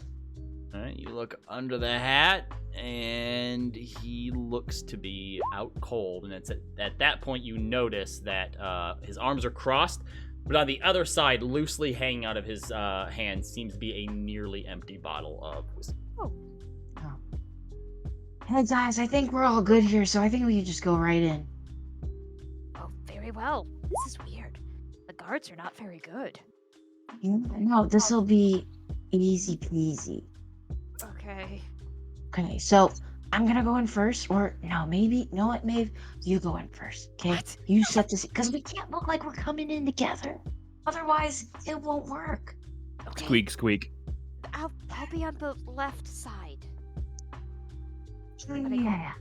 Okay. Yeah, we'll come in like 5 minutes after. Okay. Maeve has kind of that poncho like over her head still, and she just walks in as confidently as possible, and she'll kind of scan the room. So if you want to tell me what I see. Yeah, and so as you kind of walk in, looking all like tall and confident, yet mysterious. It's a very very subtle thing to sort of pull off. You're So not really mysterious. sure what you expected as far as like a reaction goes, but as you walk in, it seems to be, first of all, a fight club of some sort. The warehouse is mostly empty. There are boxes and barrels all along sort of like the edge and walls stacked up a bit that some people are like sitting on or standing next to. And there's this large, maybe 20-foot pit that seems to have been carved out in the middle in the ground that you see a large orc down there fighting with it looks like a half-elf of some sort. Half-elf, black eye, bleeding, is holding one arm like it's been busted. And as you walk in, people are so focused on this, nobody looks at you or gives you a second thought whatsoever. And as you're kind of taking this in, you watch as the orc grabs the half-elf by the back of the head and just slams his face, headbutts him right in. Everyone goes, whoa! And like these roars erupt as the half-elf just falls backwards, slamming into the ground, out cold. And everyone just starts cheering as people jump in and they begin to take him out. And you've stumbled across a fight club of some sort. Okay. Maeve's gonna send a telepathic message to Kier and go, so this is a literal fight club. I don't know if they're gonna be interested in our little monster game.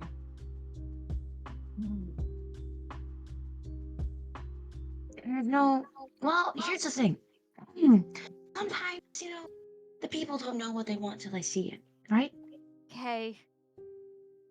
She kind of, she'll just say like, okay, going to the left, and she's just gonna find a wall to look like a broody, you know that character from every anime ever. Yeah, she's gonna cross her arms and lean against a wall and look like that. Make a performance check for me. Oh God, I will spend my- inspiration. Make for an this. edgelord I have a check. +7. Plus, I'm sorry. I have a +7 if you want to steal. I may wait to use that for later. Okay. Because I'm sure this will not be the last one I make. Okay, so I use an inspo. It's an 8. A solid 10. That's enough. No one's really paying too much attention to you. So you find a corner near some boxes and just kind of lean up against the wall. Luster is back sort of in your cloak, watching from like underneath your arm, out of view. Yeah. Got it. All So right. Kieran, you wait 5 minutes and then you walk on in as well.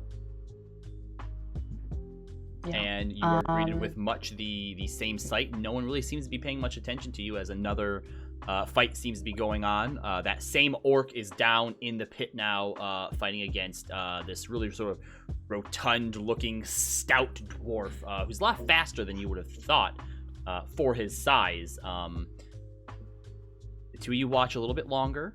A few fights kind of go by, and it seems you're not really sure if it's just this orc fighting everybody or if it's just sort of like whoever wins is the one who has to fight like the next match kind of deal.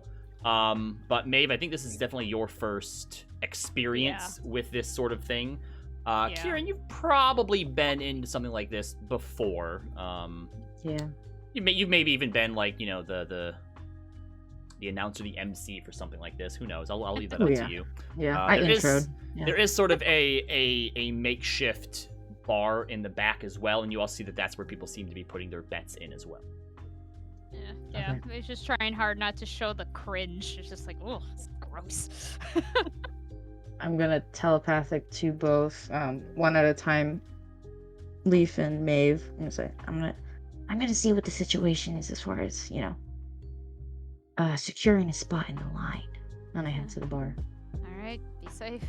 Okay, yeah. You head over towards the bar and up to a gnome who's sort of up on the bar collecting the money from everyone. He goes, who you putting your money on? Oh, actually, 10 gold minimum. Obviously, the big guy's the favorite. Oh, yeah, no, he's pretty awesome. But actually, I wanted to ask, do you guys do any pit fighting here? Kind of blinks for a moment. There's a pit behind you. People are fighting in it. Yes, that's what's happening here. Or I'm sorry, I meant like familiar fighting. I don't know, how familiar are you with fighting? Like dog fighting. Oh, like animals? Ah, I mean, I don't know. It's kind of a little on the cruel side, isn't it? I said.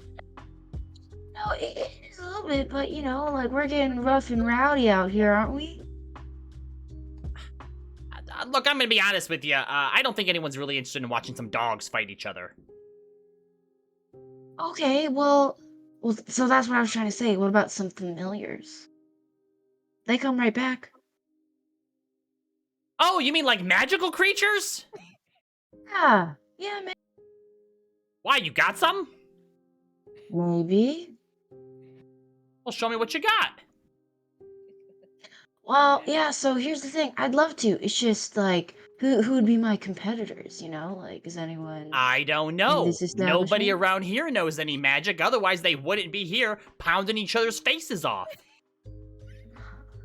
You're absolutely right, Bruchacho. So here, how about, I don't know if you're like the ringmaster here, but maybe if the big guy needs a little bit of a break, we could do a little intermission show, test it out a bit. I'll find someone. All right, you find someone, you show me what you're putting in the pit, and I'll let you know if I think people are going to be into it or not. Yeah, gotcha, dude. Thanks. And then, walking back to my spot, I just go over. I don't go over to Maeve. I say to Maeve, like, Mission accomplished. Maeve's eyes just kind of keep looking towards you, just waiting for her next instruction. Probably wait a little bit to make it seem like I'm looking for someone, and then I tell Maeve to meet us up at the bar. Okay, she'll nod stiffly and then go up with you at the bar. As you walk towards the bar, Maeve, suddenly this big looming figure, this massive Goliath, steps out in front of you, looks down at you. Cool poncho. Thanks. Nods and steps back into his spot. She nods toward him as if like, yeah, of course it's cool. And then she doesn't say that, she just is nodding like that and keeps walking. All right. So you meet Kieran over by the gnome, who's like, all right, so did you find somebody else with a familiar? Well, She'll let Lester kind of peek his head out. I'm sure Holy he's shit, is that a dragon? Drake. All right, but we're gonna call it a dragon. The people leaked that up. They love that shit. All right, so what about you? What do you got? Do you have a dragon too? I have something even better, my friend. All right. And Better than a dragon? And I lift Leaf above the counter so he can see. Squeak, squeak. What the fuck is that? It's a mouse. Can't you Sweet. tell? Built it myself, dude. Doesn't look like any mouse I've ever seen. Exactly. Yeah, because he's one of a kind. Is it like from the Fey realm or something? Is it like a Fey mouse? Come on, man. Squeak. It's all the rage. All right. Baby dragon versus a Fey mouse? Yeah, sure, let's do it. All right, sure, okay. Oh my God. And you watch as he hops down and walks over and talks to some human by the pit, and then comes How back over and drunk jumps is up. this gnome right now? He seems like he's in his right mind. It seems. Okay, wait, hold on. Before we do that, I'm going to telepathically ask Kieran a question. Which is, cooler? Fire, lightning, ice, acid, or poison? Ooh. Okay, well, it seems like the ringmaster here is kind of going on, the common preferences of the public. So I think we should stick fire true. Okay, all right, that's fine. He's ready to go on fire. Okay, All right. she'll nod. So with that, you wait for the next fight to finish, and they sort of clear it out, and the guy jumps down and goes, all right. We're going to take a quick break here for a second. And we have seems like a bit of a special tonight. And he looks up at the dwarf like a bit confused, like he's not really sure what to say, and he kind of cheers him on. Okay, all right, look. Byron here needs a little bit of time to cool off before we get our next thing going, so I guess what we have next is, a bit of a familiar fight, and I don't mean like it's a fight you're gonna recognize, like familiars, like magic pets. And he points up towards Maeve and Kieran. I guess these two are mages or something. And we're gonna see a Fey rat fight with a baby dragon. And there's like this pause. Just like this silence kind of falls over the room as everyone kind of looks back and forth at each other for a minute. And then everyone's just like, yeah! And they just erupt into cheers and excitement. He's like, all right, both of you come on down here then. Get in the pit here. And they start pushing you and Kieran towards the pit. All right, well, look, floor is yours, I guess. So both of you go ahead and introduce your creatures, and we're going to take some bets here, and then let them have it. The guy crawls out, and you watch people are kind of just, like, waiting for now, getting, like, their gold and stuff out and ready. I'm going to telepathic to Leaf, and I say, all right, buddy, I'm going to throw you. You're going to do a cool little flip and land. Got it? You see the rat put a hand to its head and say, squeak, telepathically. All right. I'm gonna step forward to the ring, and I'm gonna flip my red cap backwards and I say, "Look at you! I choose you." It's awesome. We're going to hell. I would say it's paved with good intentions, but it was not. Oh God! Wait, did we even bet on ourselves yet? We don't have money. Nope. What is?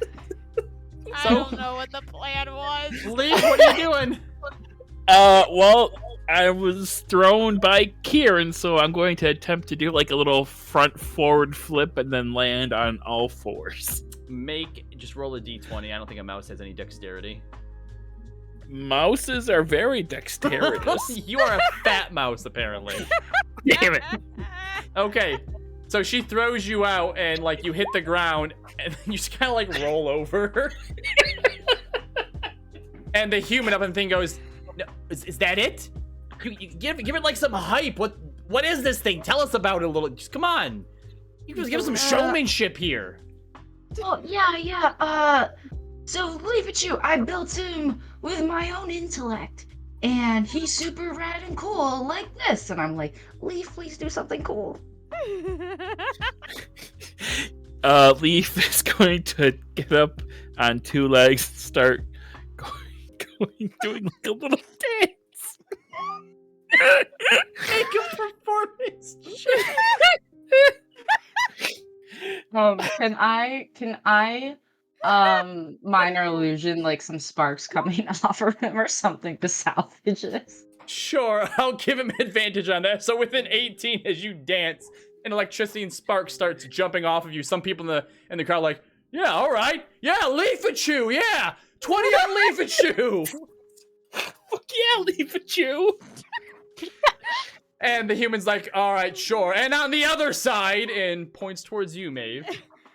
Maeve gets kind of deer in headlights look for a moment before taking a breath, nodding to Luster and going, and I will give my familiar, and she seems to pause, and she's like, I probably shouldn't use Luster's real name. And she's like, all right, what's the opposite of what a Luster is? All right, Shadow. He's fire. Shadow fire! And I let him go. Roll a d20 for Luster. Okay. I will use Thaumaturge as he lands to make him, like, kind of roar like it's really loud. That's an 18! All right. Actually, with your thaumaturgy advantage. Oh, advantage? Okay. Let me see if I get a 20. Nope, that's a 14. All right. So 18. So with an 18, Luster rushes out of your cloak, breathing fire across the pit, and roaring, which echoes through, and people just erupt even more and start rushing over to place their bets on either Luster or Leafachu as the two of them take the center stage. Shadow fire. Shadow Shadow fire, fire. sorry. Who Shadow the fire. fuck is wasting their money on Leafachu when those are the two things that they've seen so far? What odds are Unfortunately, you getting on Leafachu to bet that? What 50 to 1 odds? you don't know what the odds are. Some people were impressed with Leafachu. Some people were impressed with Shadowfire. You both There rolled needs to an be an 18. underdog. And dice- Leafachu the dice are the evolve dice. into like So, something better. all right, Tree so you. Ryleaf. now that you've both been introduced, everyone's waiting with bated breath as Leafachu and Shadowfire are in the center of the ring here, staring each other down. What's the plan now? Could they roll like initiative or something? We can go Except with this isn't like a real battle, is it? Battle! The two of them are just kind of like slowly like circling each other, and Luster kind of like gives you this look like, come on, Yeah, he pumps his Yeah. chest a little. yeah, pumps his chest up I and say kinda to- like, yeah, go ahead. I telepathic to Leaf. Give out some, I don't know, some cool electric attack or something. As Leafachu is circling around Shadowfire, you see Leafachu raise a hand to its head and say, "This one does not have electric attacks in this form." Okay. I'm going to.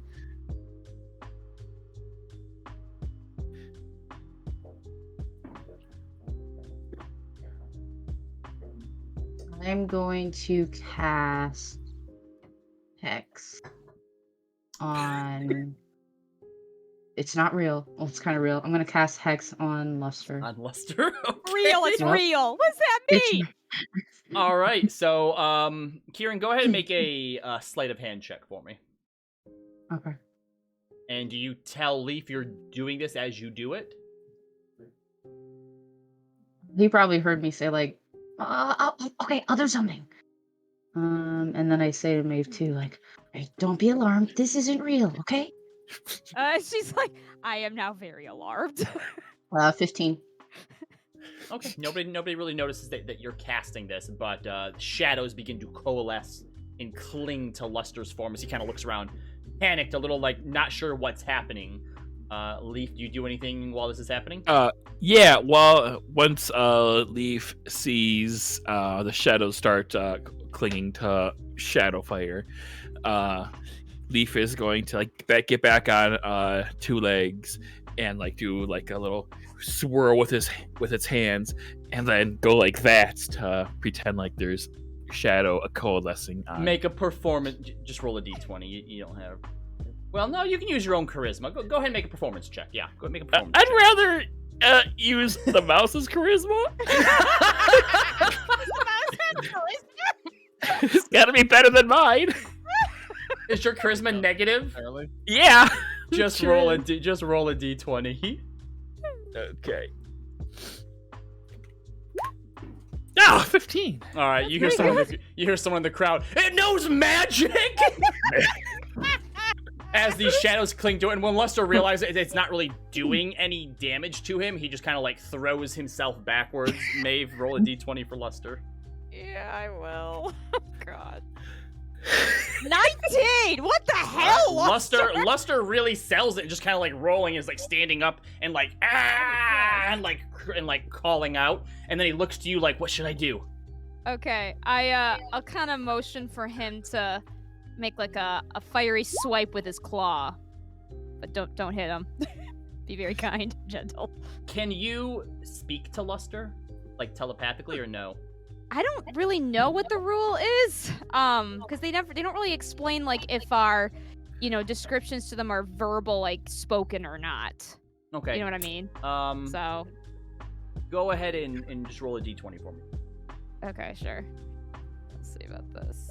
Ooh, no, that's bad. That's a 3. Okay. So Luster nods and then like rushes towards Leafachu with his hand out and swipes at him, flames coming off of his claws. Why don't you make an attack roll for Luster? Oh God, I'm so sorry.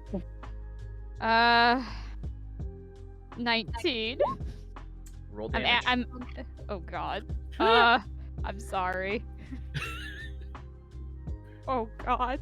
9. Okay. A mouse has 1 HP. So Luster swipes, smacking Leafachu in the face, which sends you flying, and as you hit the side of the pit, poof, you pop back out into leaf form, and the entire place just goes quiet.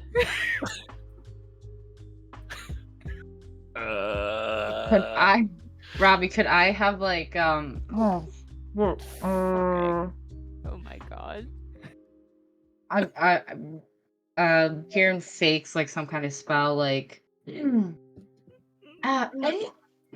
you in this form? And then I'm going to make the minor illusion more sparks coming off of him. Make a deception check. Oh my God. This was the worst idea ever. And we have no money. That's a natural 20 for 27. Ooh, The thank God.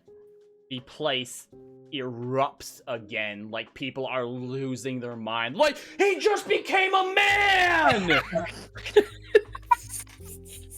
I let out the biggest sigh and just looked to Luster like, not like that. Luster, though, not missing a beat, because right now is in tiny Drake form. That's true. When he goes into combat, erupts into yeah. a bigger, like, medium-sized right. creature, Yeah. Drake form, and everyone's just like, oh my god! The dick twist guy there too. Please Yeah. tell me the dick twist. Leaf, what are you doing? It's on you now. Oh shit. Here, we'll just say for the remainder of this match, now that Luster realizes, oh, okay, not for real. Gotcha. I want both Luster and Leaf to make a performance check with advantage, since you have your mage trainers basically kind of like aiding you here in this match. All right, one sec. Oh shit, I dropped garbage on the floor. That was... Okay, so I'm back in. You're in Leaf form now, yeah. Go bear, go bear. Well, I'm glad I got advantage because I rolled a 1 and a 12. Okay. All right, I got it. Leaf is going to, just like kind of awkwardly like go down on all fours, and then is going to use its new wild shape form to transform into like a starry constellation form of a dragon. Holy shit. Make then your just performance check for me, please. okay. With advantage would be 13. Yep. So these DCs aren't very high because you have been impressing these drunk backwater hicks very easily so far. Thank God. But essentially, for like the next 5 minutes, you and Luster just engage in like fake mock fighting, and this is essentially the birth of like the WWE in Exandria at this point, because people don't even realize or can't even really tell that it's like fake or not, because like vines are like coming out of the ground and Luster is breathing fire and like flying around above you, and you're turning into a fucking constellation dragon, and like they're literally just losing their minds. But at some point you have to sort of draw this all to a close, so who's taking the dive here? I think Leaf, we were planning on Leaf taking the dive, right? It was never discussed. I think I would telepathic to Leaf and say, I think we should have Maeve have this one, yeah? Give her a good first outing. Okay, so Leaf is just going to like climax into like this like on 2 legs, just like having like that's epic bear versus lion kind of aura, where they both are on their 2 legs and clash and like have like a one or a back and forth until eventually Luster just pushes Leaf onto its back and deals the final blow. As it happens, Luster will... Oh, go ahead, Maeve, if you would like to describe how Luster finishes it. Luster will shove Leaf onto his back, and then Leaf's on his back, and Luster will be on his chest, and he'll kind of do one last roar with fire erupting. Okay. To kind of declare himself as winner. And as Leaf lays there unconscious underneath Luster, and people start to cheer and like just go crazy, like drinks are spilling and sloshing everywhere. The human jumps back in and goes over and grabs your arm, Maeve, and goes, "Dragon fire, flame thing, they win!" Fire. Fine. Honestly, maybe forget about the name. Yep, and with that, as you're pulled out of the ring, and they go back to like normal pit fighting, everyone is just like gathered around you and just asking you all these questions, like, "Where'd you get a dragon from?" And like no one's really watching the fights anymore. The gnome is like, all right, leave her alone, get out of the way, watch out. All right, well, that was mighty impressive, and you and Leafachu, or whatever it is, are welcome back here anytime you want, and here's your winnings for the night, and hands over 300 gold to you, Maeve. Thank you. She'll kind of take it and put it away. Do I notice that now my coin purse is missing? You do, yes. Okay, she freezes for a moment, sees that she is in public and can't freak out quite just yet, and just puts the money away, but will send a telepathic message to Kieran. Kieran, we have a big problem. Leaf, would you have turned back into Leafachu? You can't. I can't, so I would I'd just be walking like a normal automaton, I guess, because I'd probably be knocked out of starry dragon form. Okay. I would just like pretend to be like like, oh man, leave it you were so close, man. It was so close. And then to Maeve, why, what's wrong? Just got a shit ton of money. She'll go back. Someone stole my coin purse. The gnome comes over to you, Kira, and goes, better luck next time, but it was a great show, so here's a little something for you as well, and gives you 50 gold. Oh, thanks, man. I'm just like, to Maeve. Oh, I see. I am sorry, Master. It's okay, bud. I'll just tell back to Kieran. Just get out. I'll be out in just a second to make it not look weird. Head out. Okay. And I will just kind of stick around as if I'm watching before trying to quietly leave myself. Let me know if I can do Alright, something and for that. it's not as quiet as you wish it was, as people are still super hyped about Shadowfire. But eventually you do make your way outside, away from your new adoring fans, and find Kieran out there. Leo, unfortunately with the 19, even though this is a smaller town, you aren't able to find them. So I assume you probably eventually head back. Yeah, I would just sit out front. I'd probably be eyeing the Drow a little bit, see what he's doing, if he's still there. No, Okay. he's gone up to his room at this point. So when I reach Kieran, we're a little ways from the thing. Maeve's gonna be like, okay, does everybody remember that scene from Tangled when Rapunzel first comes out of the castle and she goes between super excited to super depressed? Yeah. That's about what's supposed to happen. That was so awesome. Also, where's my coin purse? I have no idea where it is. But oh my gosh, did you see that? Did you see what we just did? Holy shit, the whole group's gonna be mad at me. We had all the gold there. Master, you guys are amazing. How have you not performed before? You can.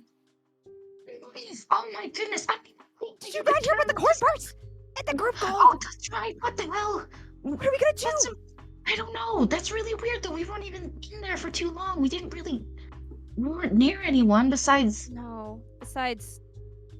Oh gosh. Oh. Leaf. Your friend. Yes, they are staying at a different inn. Do Do they? you want to go hang out with them? I kind of looked at Kieran as if like unsure how to break this to him. I Leaf. knew it. Leaf. I could tell. Bad Kieran, vibes. Bad Kieran, vibes. Kieran. Leaf. I mean, we don't have any. We don't have any proof. It's just, we're worried. Your friend got really close to us before leaving. Yes, Neosei is a very nice friend. She is a hugger. That's sometimes what people do to take money. That's exactly what we do. That's exactly what they do to take money. And yeah, Leaf, you know this. Neosei is really good at taking money from people. That's her Yes. job. Yes, of course. Do you? No, but she took it from us, and we're your friends. And that's the group gold. That's a lot of money. And I was trusted with that, and I should have known better. Query. Why were you able to be lifted so easily? It is okay. We will go to Neosei and ask for the money back. Okay. Yeah. Do you think they're even still up, or? Pretty late at this point. Okay. Most definitely. I mean, up to you. I mean, we can also maybe deal with this in the morning, I guess, if they haven't spent it all. I don't know if they'd be asleep.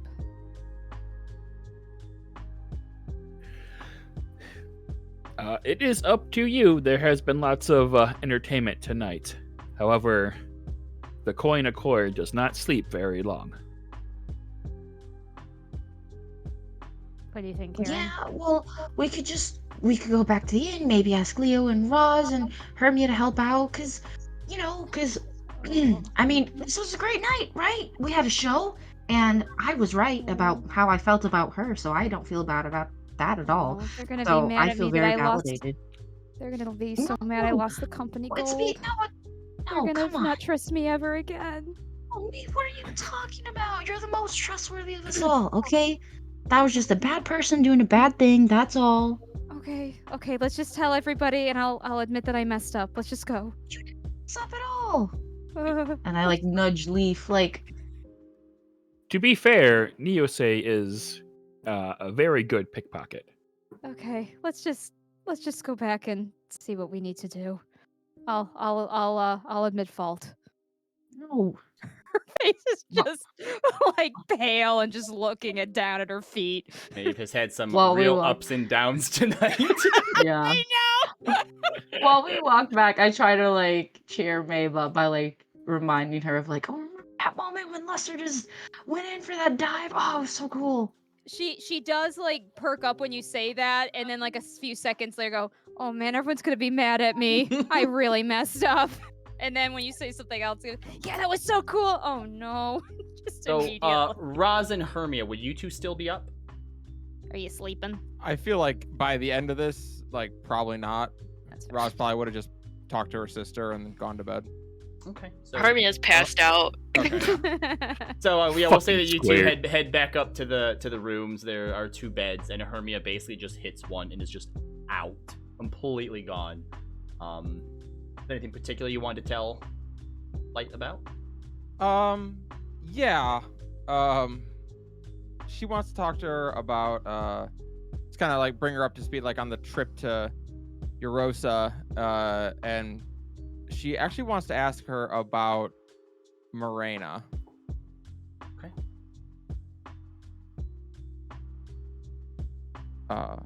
So yeah, she'll kind of talk to her about like what they've been doing on the trip, and then at the end of it, she'll be like, if you're there, could I ask you a question about the person that you've been fighting with in the abyss?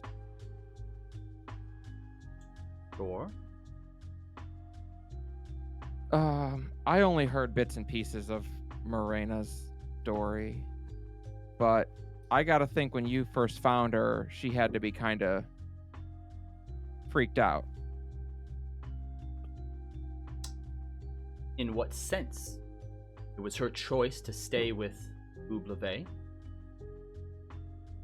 Yeah, but that's, saying that, and then there's realizing that you're trapped in the abyss. That's gotta be, that'd be terrifying to me. You know that time works differently in different realms and planes of existence.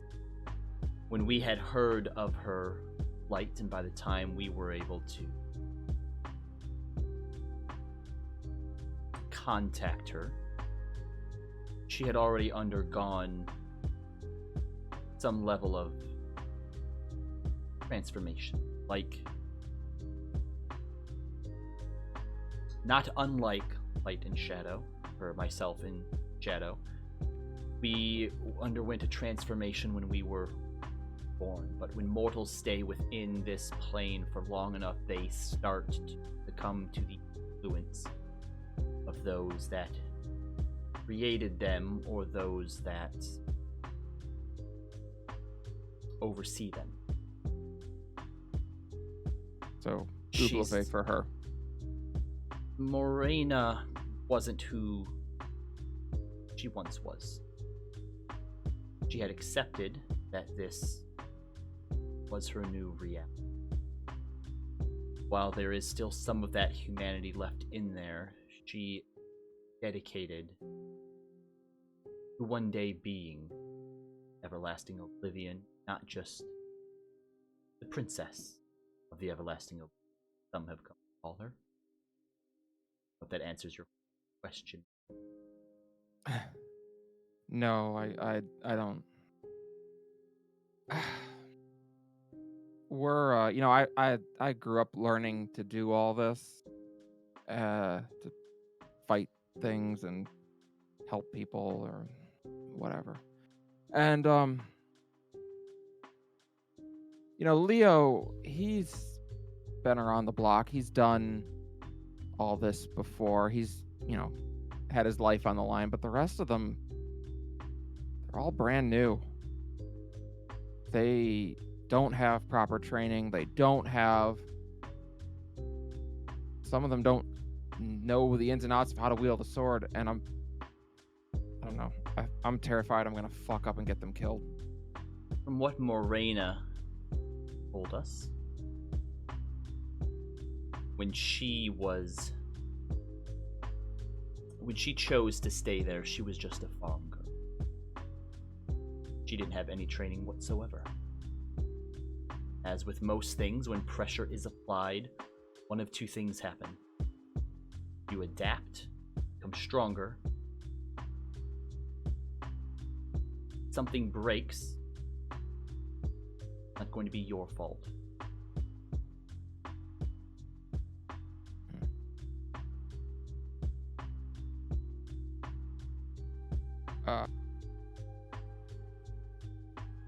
2 years ago, I broke.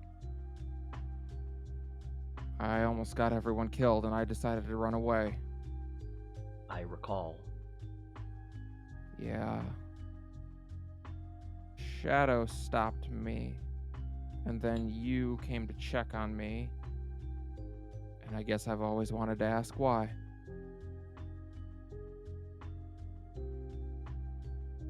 Could have let me go. A long, awkward.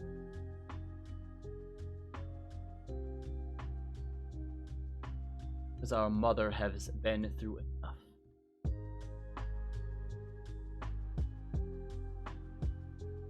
And you're our sister. Rosalind smiles. Well, thank you. I never got to say thank you properly.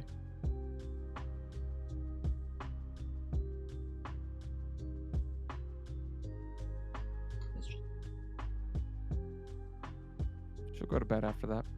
She goes to bed smiling. Okay. So Leo, you are still up when the Fight Club crowd comes back. Oh god. I'll just be down there smoking a cigar with my arms folded, kind of just looking stoic, and it's like I'm disappointed, but not overly disappointed. Maeve is gonna... Oh, go ahead. When we open the door, I just intro Maeve, like, and now we have the winner Oh, gosh. of the Fight Club. Some Maeve the dwarf in the corner says, mysterious. "Shut up! People are trying to sleep." Karen. Maeve the Mysterious and Shadowfire. Everyone. Thank you, Karen. Leo, I messed up, and I'm very sorry. How did you mess up? Mysterious Maeve has lost all of our gold. No, your friend, and I air quote, took the money from us. That's who we think. We met someone along the way, and we believe she may have taken it. Unfortunately, it was many hours before we realized that. The white tabby cat that gave you a good hug there. You were there. I hold up the coin purses. Oh my goodness! Oh by the gods! Oh, Leo, I cannot thank you enough for following us secretly without telling us. I should start charging you guys for this. Well, how about this? She takes the 300 gold and just smugly adds it to the group gold, which she will do now. Now that she feels a lot better about this, she is now very smugly going, by the way, as Kieran was saying, we put up quite the good performance. Well, I'm sad that I had to miss it. You know what? I'm sad you had to miss it too. Kieran, why don't you give him a recap? Oh my And then I goodness, where do I tossed even Kieran his coin purse too. Oh, oh wow. So Thank you. I did thank you, Leo, for stalking us, but maybe next time you could just come along. Or Yeah. I could be security detail like I always am to make sure you chuckle fucks don't lose money.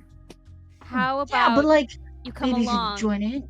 Yeah, well, how about you just let us know when you're coming along and we'll pretend not to know you like Karen and I did. That was pretty cool. I actually did acting. I've never done that before.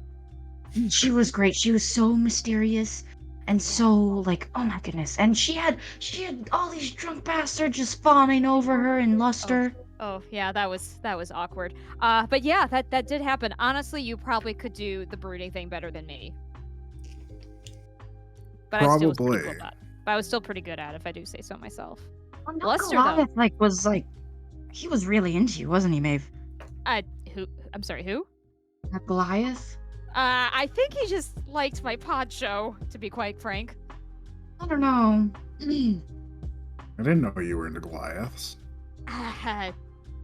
Listen, let's just say I'm still working all those details out, but that's not to say anything else. I don't know, he just complimented my poncho. It was a very good poncho. Thank you! It's quite lovely. I quite like this myself. My mother made it for me, so, you know, Yeah, it's and nice. Kieran just goes into a whole dramatic retelling of how the night went. And you standing on the chair, like Luster is reenacting next to you of all the and just all the parts of it with you. And the old guy who at first yelled at Kieran to be quiet when you guys first came in and were being loud is actually kind of watching along to this now and is kind of getting into it. This one turned into a rat. And leave. Oh my gosh, when did you do that before? The stars. I could always turn into a rat. Oh, that Yeah, is this one's new gift as it taps the stars on his chest. From the Wild Mother? That's what That she is gave correct. you. Oh wow. It's amazing. It was beautiful. Never seen anything like it. In hindsight, was it improper to use the Wild Mother's gift in a faux fighting ring? Well, I suppose you could say it was maybe improper for me to use the Moonweaver's gift, she points to Luster, in such a way as well, but nothing has hurt us yet. Ha ha ha, come we are on. blasphemous. Sorry. Yeah, and what's wrong? Okay, with- Turtle Pope. Oh my gosh, what's wrong with having a little fun every now and then? You know, come on. Oh no. Chaos Oh, no, I Crew, can't hear you. and I just I hold Leaf and Maeve into a Sorry. little huddle. Sorry, can you repeat that? I accidentally took the headphones out. Oh, you're okay. I'm just huddling the three of us, yeah, Oh, Chaos okay. Crew. I'm just Leo, you wish you were this cool. I mean, I don't think he cares that much. I saved our money. I'm plenty cool. That's true. Okay, yeah, you're right. That's cool. It is pretty cool. You should come with us next time, though. Only if you want. But Maeve looks very sheepish as she rubs her arm, and she's like, thanks for letting me come with. It was actually kind of fun. I'm just glad we didn't get, caught and going to jail. That's the good part too. Sometimes that's fun too. What part of jail is fun? I have no Not jail, idea. but getting out of it. The escaping. Yeah. But it's okay. Baby steps. Baby steps. We'll just, we'll do the fun stuff first, and then, Right. Well, there's going to be a festival coming here, and if the rain lets up tomorrow, I'm sure we'll get to see it in the morning.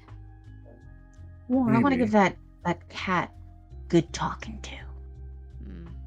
Well, I think maybe you and Leaf should talk that out. I best get into the room. I'm sure the girls are asleep by now, so I better be quiet. Should we wake them up and tell them what you did? Let's maybe wait till they're awake tomorrow. I don't know if they would appreciate being woken up with a tale yet. Okay. But yeah, tomorrow, over breakfast. Yeah? Yeah. She'll just reach over and give Kieran and Leaf both really big hugs. Eventually, all of you find your Wait, way to. Oh, What? Oh, do you want to hug Leo? no. I want to make sure everybody gets into their room, and Oh. then.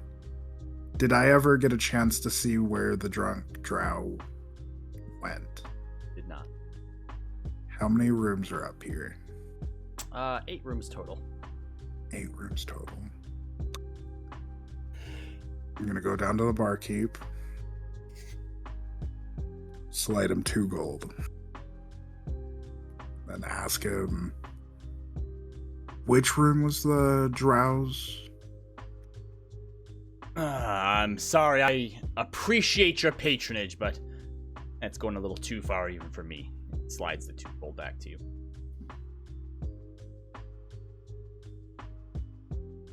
Put up another 10 gold. Make a perception Have the gold. check.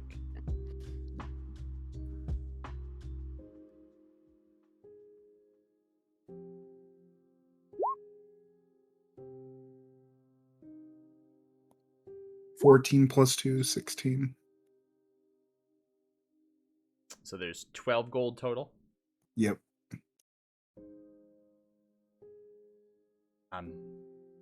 Sorry, I don't know what you and your friends sort of business you're up to here, but I don't want any part of it. Walks away.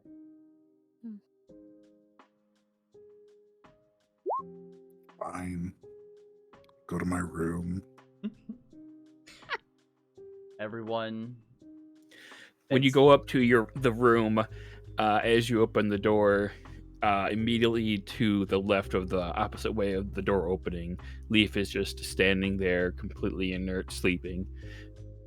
And as you walk in, you're 2 inches away from Leaf's face.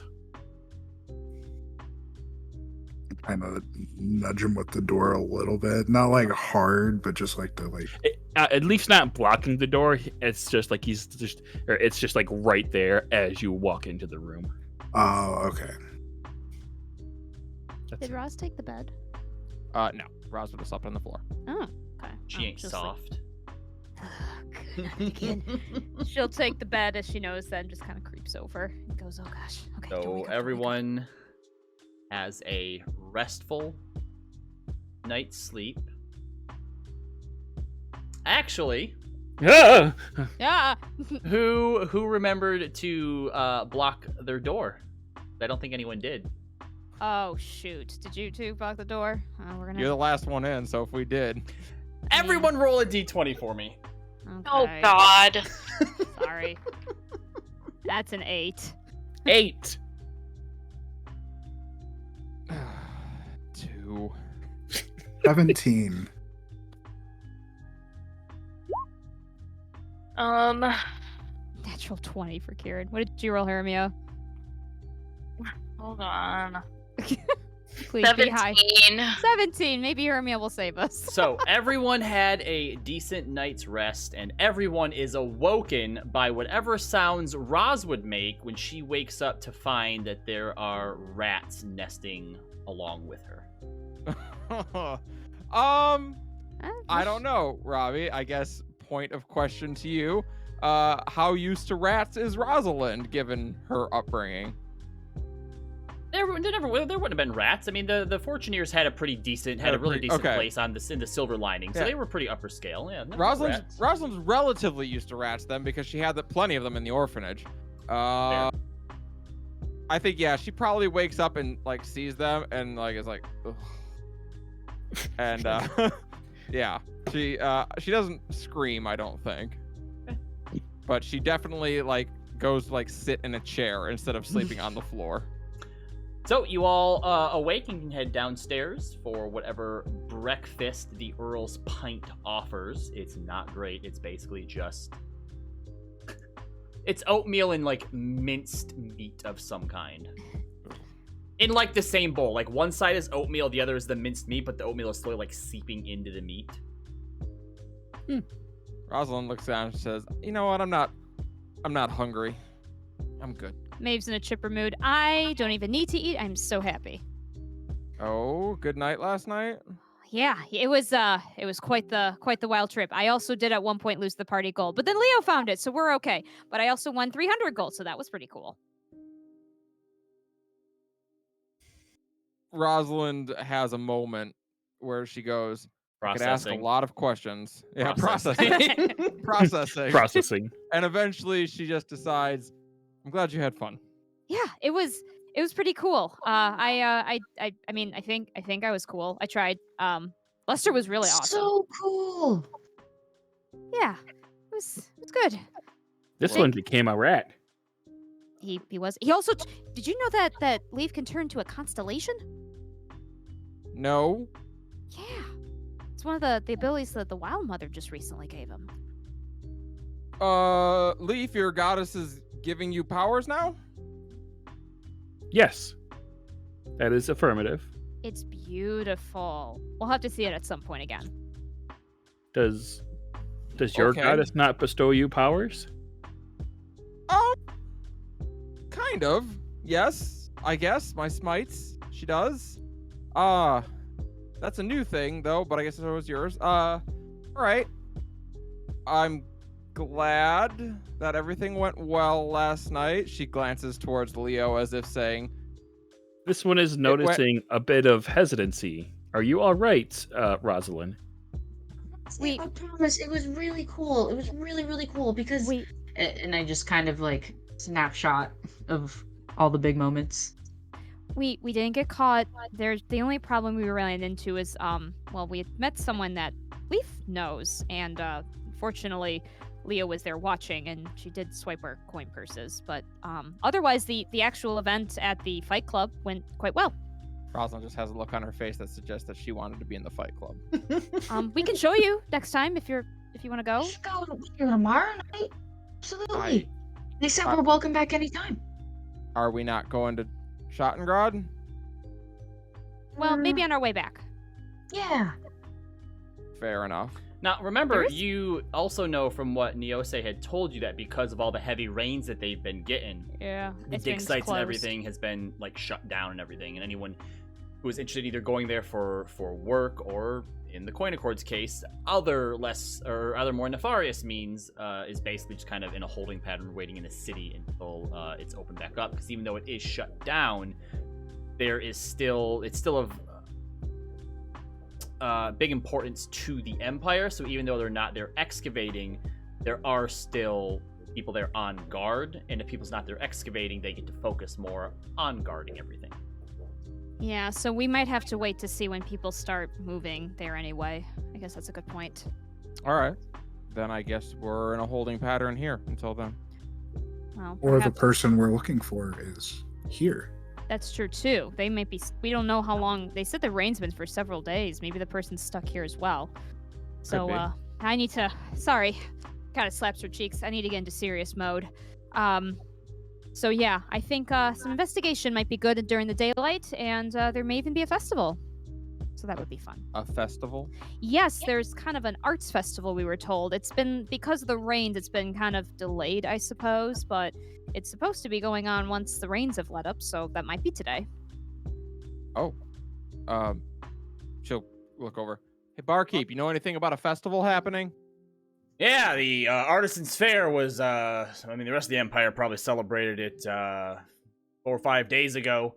It's kind of a big deal around here because it's one of the only things that really know how to do. Now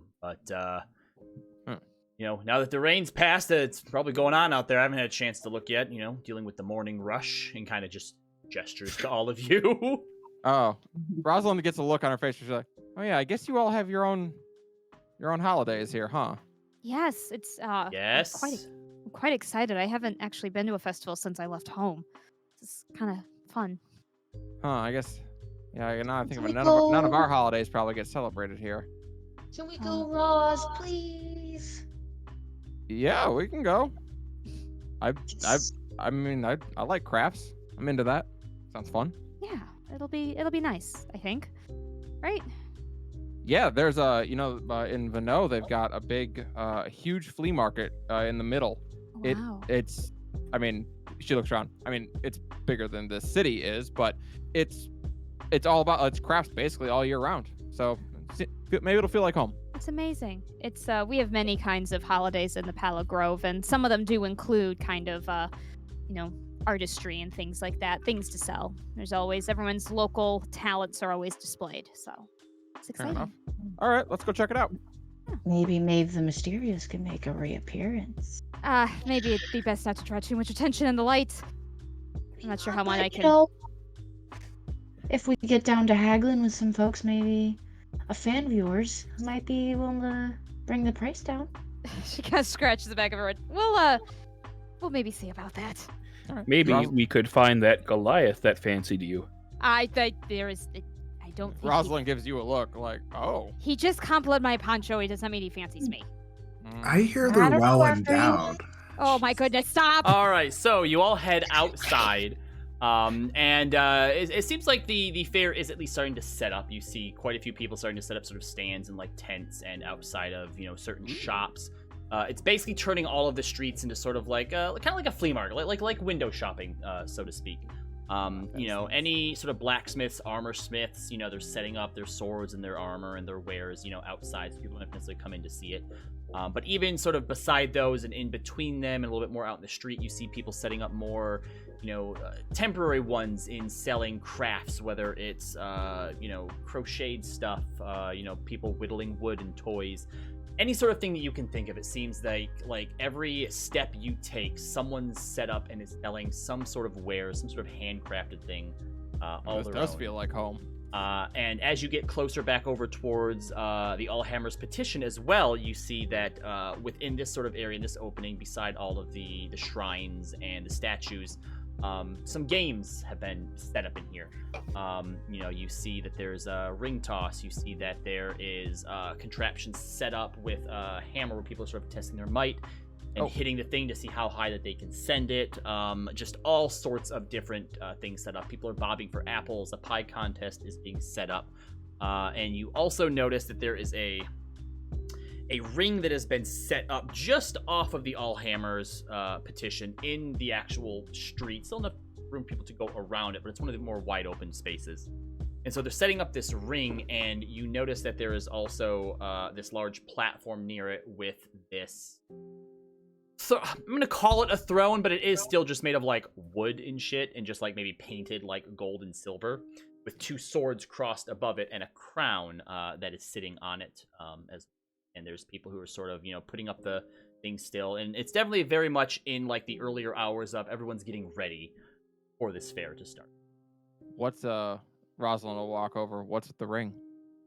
So, obviously not everyone here is into, being able to make things with their hands. There's a lot of people who, work out of the ruins of Schottengrad, muscular type, and so, they, well, in no simple terms, they beat the shit out of each other, and whoever wins in between the fights. So when there's no one who wants to, challenge the champion, so to speak, gets to sit in the chair, wear the crown, and gets free food and drink brought to them, so long as they can hold the throne themselves. The champion of Yrrosa. The party's so excited. They call them. Well, that would be wonderful. I'm sure you'll do well if you're interested. Yeah, where do we sign up for this? If you come back about noon, it should be in full swing. I'm sure last year's champion will be here to defend his title. Rosalind nods. I will be here. What time is it? At this point, it's probably like 9:30-ish. So you have a few hours. If you wanted to take a look around, if there's any sort of crafts or anything in particular anybody wanted to look at or, potentially pick up, you could pick up a new cloak, for example, Roz. It's not going to billow. Yeah. But... No, I want to...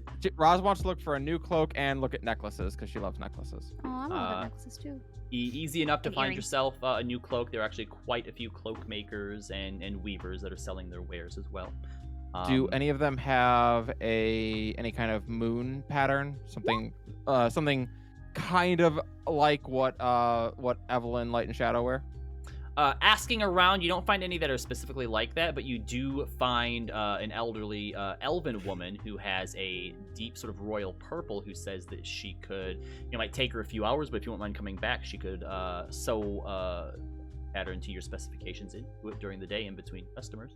Rosalind nods excitedly. Yes, Okay. please. It costs you 5 gold. Mm-hmm. Rosalind will get out her purse and pay 5 gold. Okay. And excitedly, the woman takes the cloak and begins to.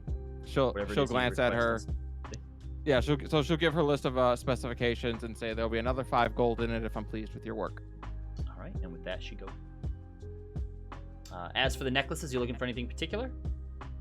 No, this is more just browsing to see if something catches her eye. She, as she's walking with Maeve, she'll pull the necklace out of her tank top, showing the blue teardrop stone that she has on. It's very pretty. Where'd you get it from?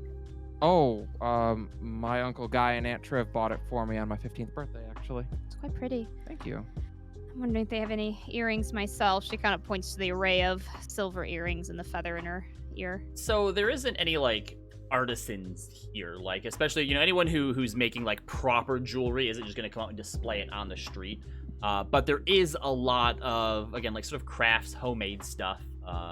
Some nothing precious gems, but like some pretty stones or Is there any like woven stuff? Yeah, Like, plenty of woven stuff, or anything made of like sort of a cheaper silver, or maybe like some alloys or whatnot. Just very sort of basic trinkets and knick-knack type of stuff. Yep, Browse is just gonna browse. yeah, I'll browse for now. She's killing time until she gets to go punch. Anyone else want to look into any of the games or look for anything in particular? Is there Leaf will any- go to the ring toss. Okay. So as you walk up to it, the halfling who's kind of standing on a barrel by it is like, yeah, who owns the robot? Automaton? Whose automaton is this? He just kind of waves his hand in front of your face. Hello? You understand me? Hello. Welcome to the ring toss. Do you wanna play? How does one play this game? Well, for 1 silver, I give you 3 rings, and you throw them on the point values here, and if you make it, you get a prize.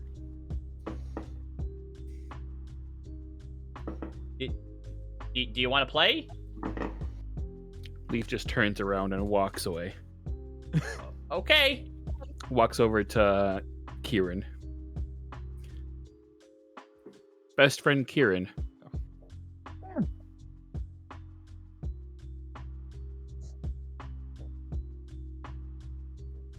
What's up, bud? This one would like to attempt the ring toss. May this one have Sure 1 would. silver. Oh, yeah, of course. Here you go. All right. Do I see this happening? Yeah, you're probably around and nearby. I'll follow Leaf and watch him make the ring tosses. God, why are you such a creeper, Leo? All right, Leaf takes the silver to what kind of a person was it? Was it a Halfling. halfling? Oh, I only want to find. Leaf hands the silver piece to the halfling. This one would like to attempt your ring toss. All right, excellent. Good gone, ya, buddy. Here you go. And he hands you 3 rings. Stand right there on that line. And then he points over to basically like a wooden wall that's set up. And it has a bunch of pegs on it. The higher point ones are shorter pegs, and the lower ones are longer pegs but are worth less points. And you can kind of see they are on a little bit of a slant, but they have like a little bit of like a nub at the end. But you reckon if you toss them too hard at it, even if it goes on, it's probably just going to bounce back off.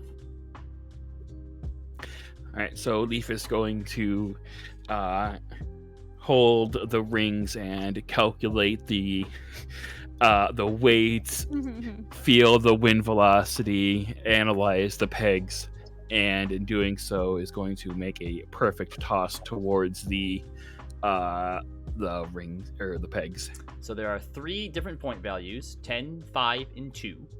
Are you going for, obviously the higher 10. points are going to have a higher. 10. All right, go 10. ahead and make a dexterity check for me. This will be easy. Actually, before and in calculating all those things, it will also cast Guidance. enhance ability on Perfect. All right. itself. Dexterity check with advantage then. Okay.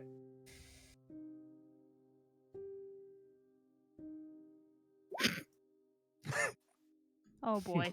You got advantage. So you go and although not enough, you throw to the first one and it hits it and then just bounces back. He goes, "Oh, it was a nice try, buddy. You got 2 more chances though." Leaf holds each ring in each hand, recalibrating, and throws it towards the 10 peg. All right. Bounces off again. It this time as it hits, it kind of like rings around it and then flies off. Oh, so close. Leaf just stops and stares directly at the peg. And at this point, Leaf is feeling an emotion it didn't know it had before, and just horrendously whips it at the peg. And in doing so, I'm going to roll this without advantage. Okay. Oh my gosh. All right. So it doesn't even come anywhere near the peg. Just hits the backboard and flies off, and almost hits the halfling in the head. He's like, "Oh, buddy, you gotta have a little bit more finesse when you're trying this. Here. I'm gonna give you one more throw on the house. Take your time, calm down. Maybe aim for the middle one there. Don't even go for the high point one. Go for the middle tier one. Here you go." Leaf takes the final ring, looks and just stares directly at the 5 peg one, and throws it towards the 10 peg. The 10 ringer. Yep. Okay. 21. And as you lob it up into the air, it comes down and bounces and kind of starts to, like, it looks like it hits on there pretty solidly, but you're afraid as it starts to, like, roll down that it might bounce back off, but it kind of hits that little nub on the end and swings a little bit, then settles in there, and he goes, "Well, not bad, Mr. Automaton, not bad. That's gonna earn for you not 1, but 2 prizes. You have your choice of," and he reaches down the barrel and pulls out Sword of the Heavens. It's a wooden sword. Shield of the Stars. It's just a normal wooden shield. Or a Helm of the Mountains. And these are like literally like children's toys, basically. You get 2 of them. How big is the helm? Is it like big enough to fit someone? Yeah. They'll probably fit Kieran. Leaf will take the shield and the helmet and And say, the shield has like a little handle, like a leather strap on the side, so you can actually put it to your arm. "Thank you. What was your name?" Dylan. "Thank you, Dylan." And Leaf just You're turns around 180 degrees and walks directly towards Kieran. "Best friend Kieran, I have won these for you. Although this one believes that the game was rigged in a way that I would not win." Oh. Huh. Ooh, should we go for some good pranks on him? This one wants you to put the helmet on. I take the helmet and I put it on. Okay. How do I look? Amazing. Aww. As I always. was going thanks, Hannibal pal. Lecter. Did anybody else want to play any of the games, or do we want to jump to Rosalind's fight pit? I have a thing I'm looking for. Yes. Can I look for a purse that's like hard for pickpockets? And one of those like anti-theft purses. Go ahead and make an investigation. All right, hold on. Give it to me. Ah, shit. Never mind. You do actually find a shop where a man shows you this coin purse that instead of just attaching to your belt, kind of goes like all the way around, and guarantees you for 1 gold, no one will ever be able to take this off of your persons. Is that a fanny pack? Can I It's a can I fanny pack. investigate? It's a fanny pack. Yep. You know what? I'm not ashamed. I'm not ashamed of a fanny pack. All right, here's his 1 gold. Okay, and he sells it to you. Cool. I walk around. I don't walk around that proudly. It's under the poncho. But Sure, any of the sure. party members that see it, I go, "Hey, ain't stealing from me anymore." If I see that, I want to try to steal from it. Go ahead. Yeah, you see it. I would think she would probably show it off to you guys, and probably Yeah, especially to you, Leo. Like, look, it Look. it ain't happening again. I It's guarantee happening. you. Make a sleight of hand, Leo. 18 plus Teasers. 8. 18 plus 8. Yep. Okay, well, it beats So- my so- passive. Yeah, so as Maeve shows it to you and then goes to walk away, you reach the other side of the poncho and just kind of pull the tie, and it literally just falls off of her as she's walking away, and Damn you it. pick it up off of the ground. And then I like hold it in front of her. She grabs it and just walks away and tries to figure out something with the tie. Actually, I know what she's gonna do. It's just a tie, you said? Yeah. All right, we're gonna find a belt. Okay. We're gonna There you go. makeshift this. You gotta get like can- one of those leg holster pouches. know, That's yeah. what you You need. can do your best, but if the hands are deft enough. Yeah, well, hopefully I don't meet someone that gets a 26. All right. So with that, eventually, Roz, you guys notice that Roz is kind of mostly pacing around, always within eye shot of where this fight pit is. She's stretching and eventually, Roz, you see as they begin to set trays of like meat and like fruits and cheeses up on either side of the throne. And right at about noon, you see this large, hefty, sort of scar-ridden orc that eventually steps up and picks up the crown, takes a seat, and kind How of looks tall at the is he? crown like, and then It's not the guy I met yesterday, right? it is. Oh, gosh! Kieran is he? and Maeve recognize the orc from the fight pit. He's about 6'5". All right, so like just a barely taller than me. Yep. Yeah, And you okay. watch as he kind of reluctantly puts the crown on his head and then starts to partake in the cheeses and the fruits, and one brings him a mug of ale as well. Oh, All gosh. right, so Roz will approach. I presume this is like a no armor, no weapons contest. This is fists. Correct. Okay. Yep. So before she goes over, then if any of her party are nearby, she'll hand her sword over to them. Yeah, I was Say, gonna be. Can you hang on to this for me? Yeah, She'll take her cloak off as well.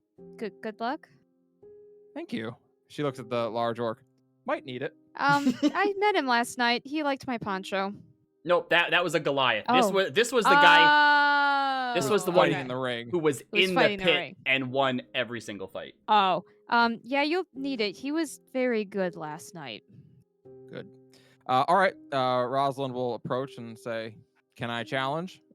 And there's sort of one of the ladies who's sort of up there, kind of making everything. Is like, oh, and she runs over and rings the bell. And she goes, "We have our first challenger to champion of Yrrosa, Byron Candlecall." And he's like, "Already?"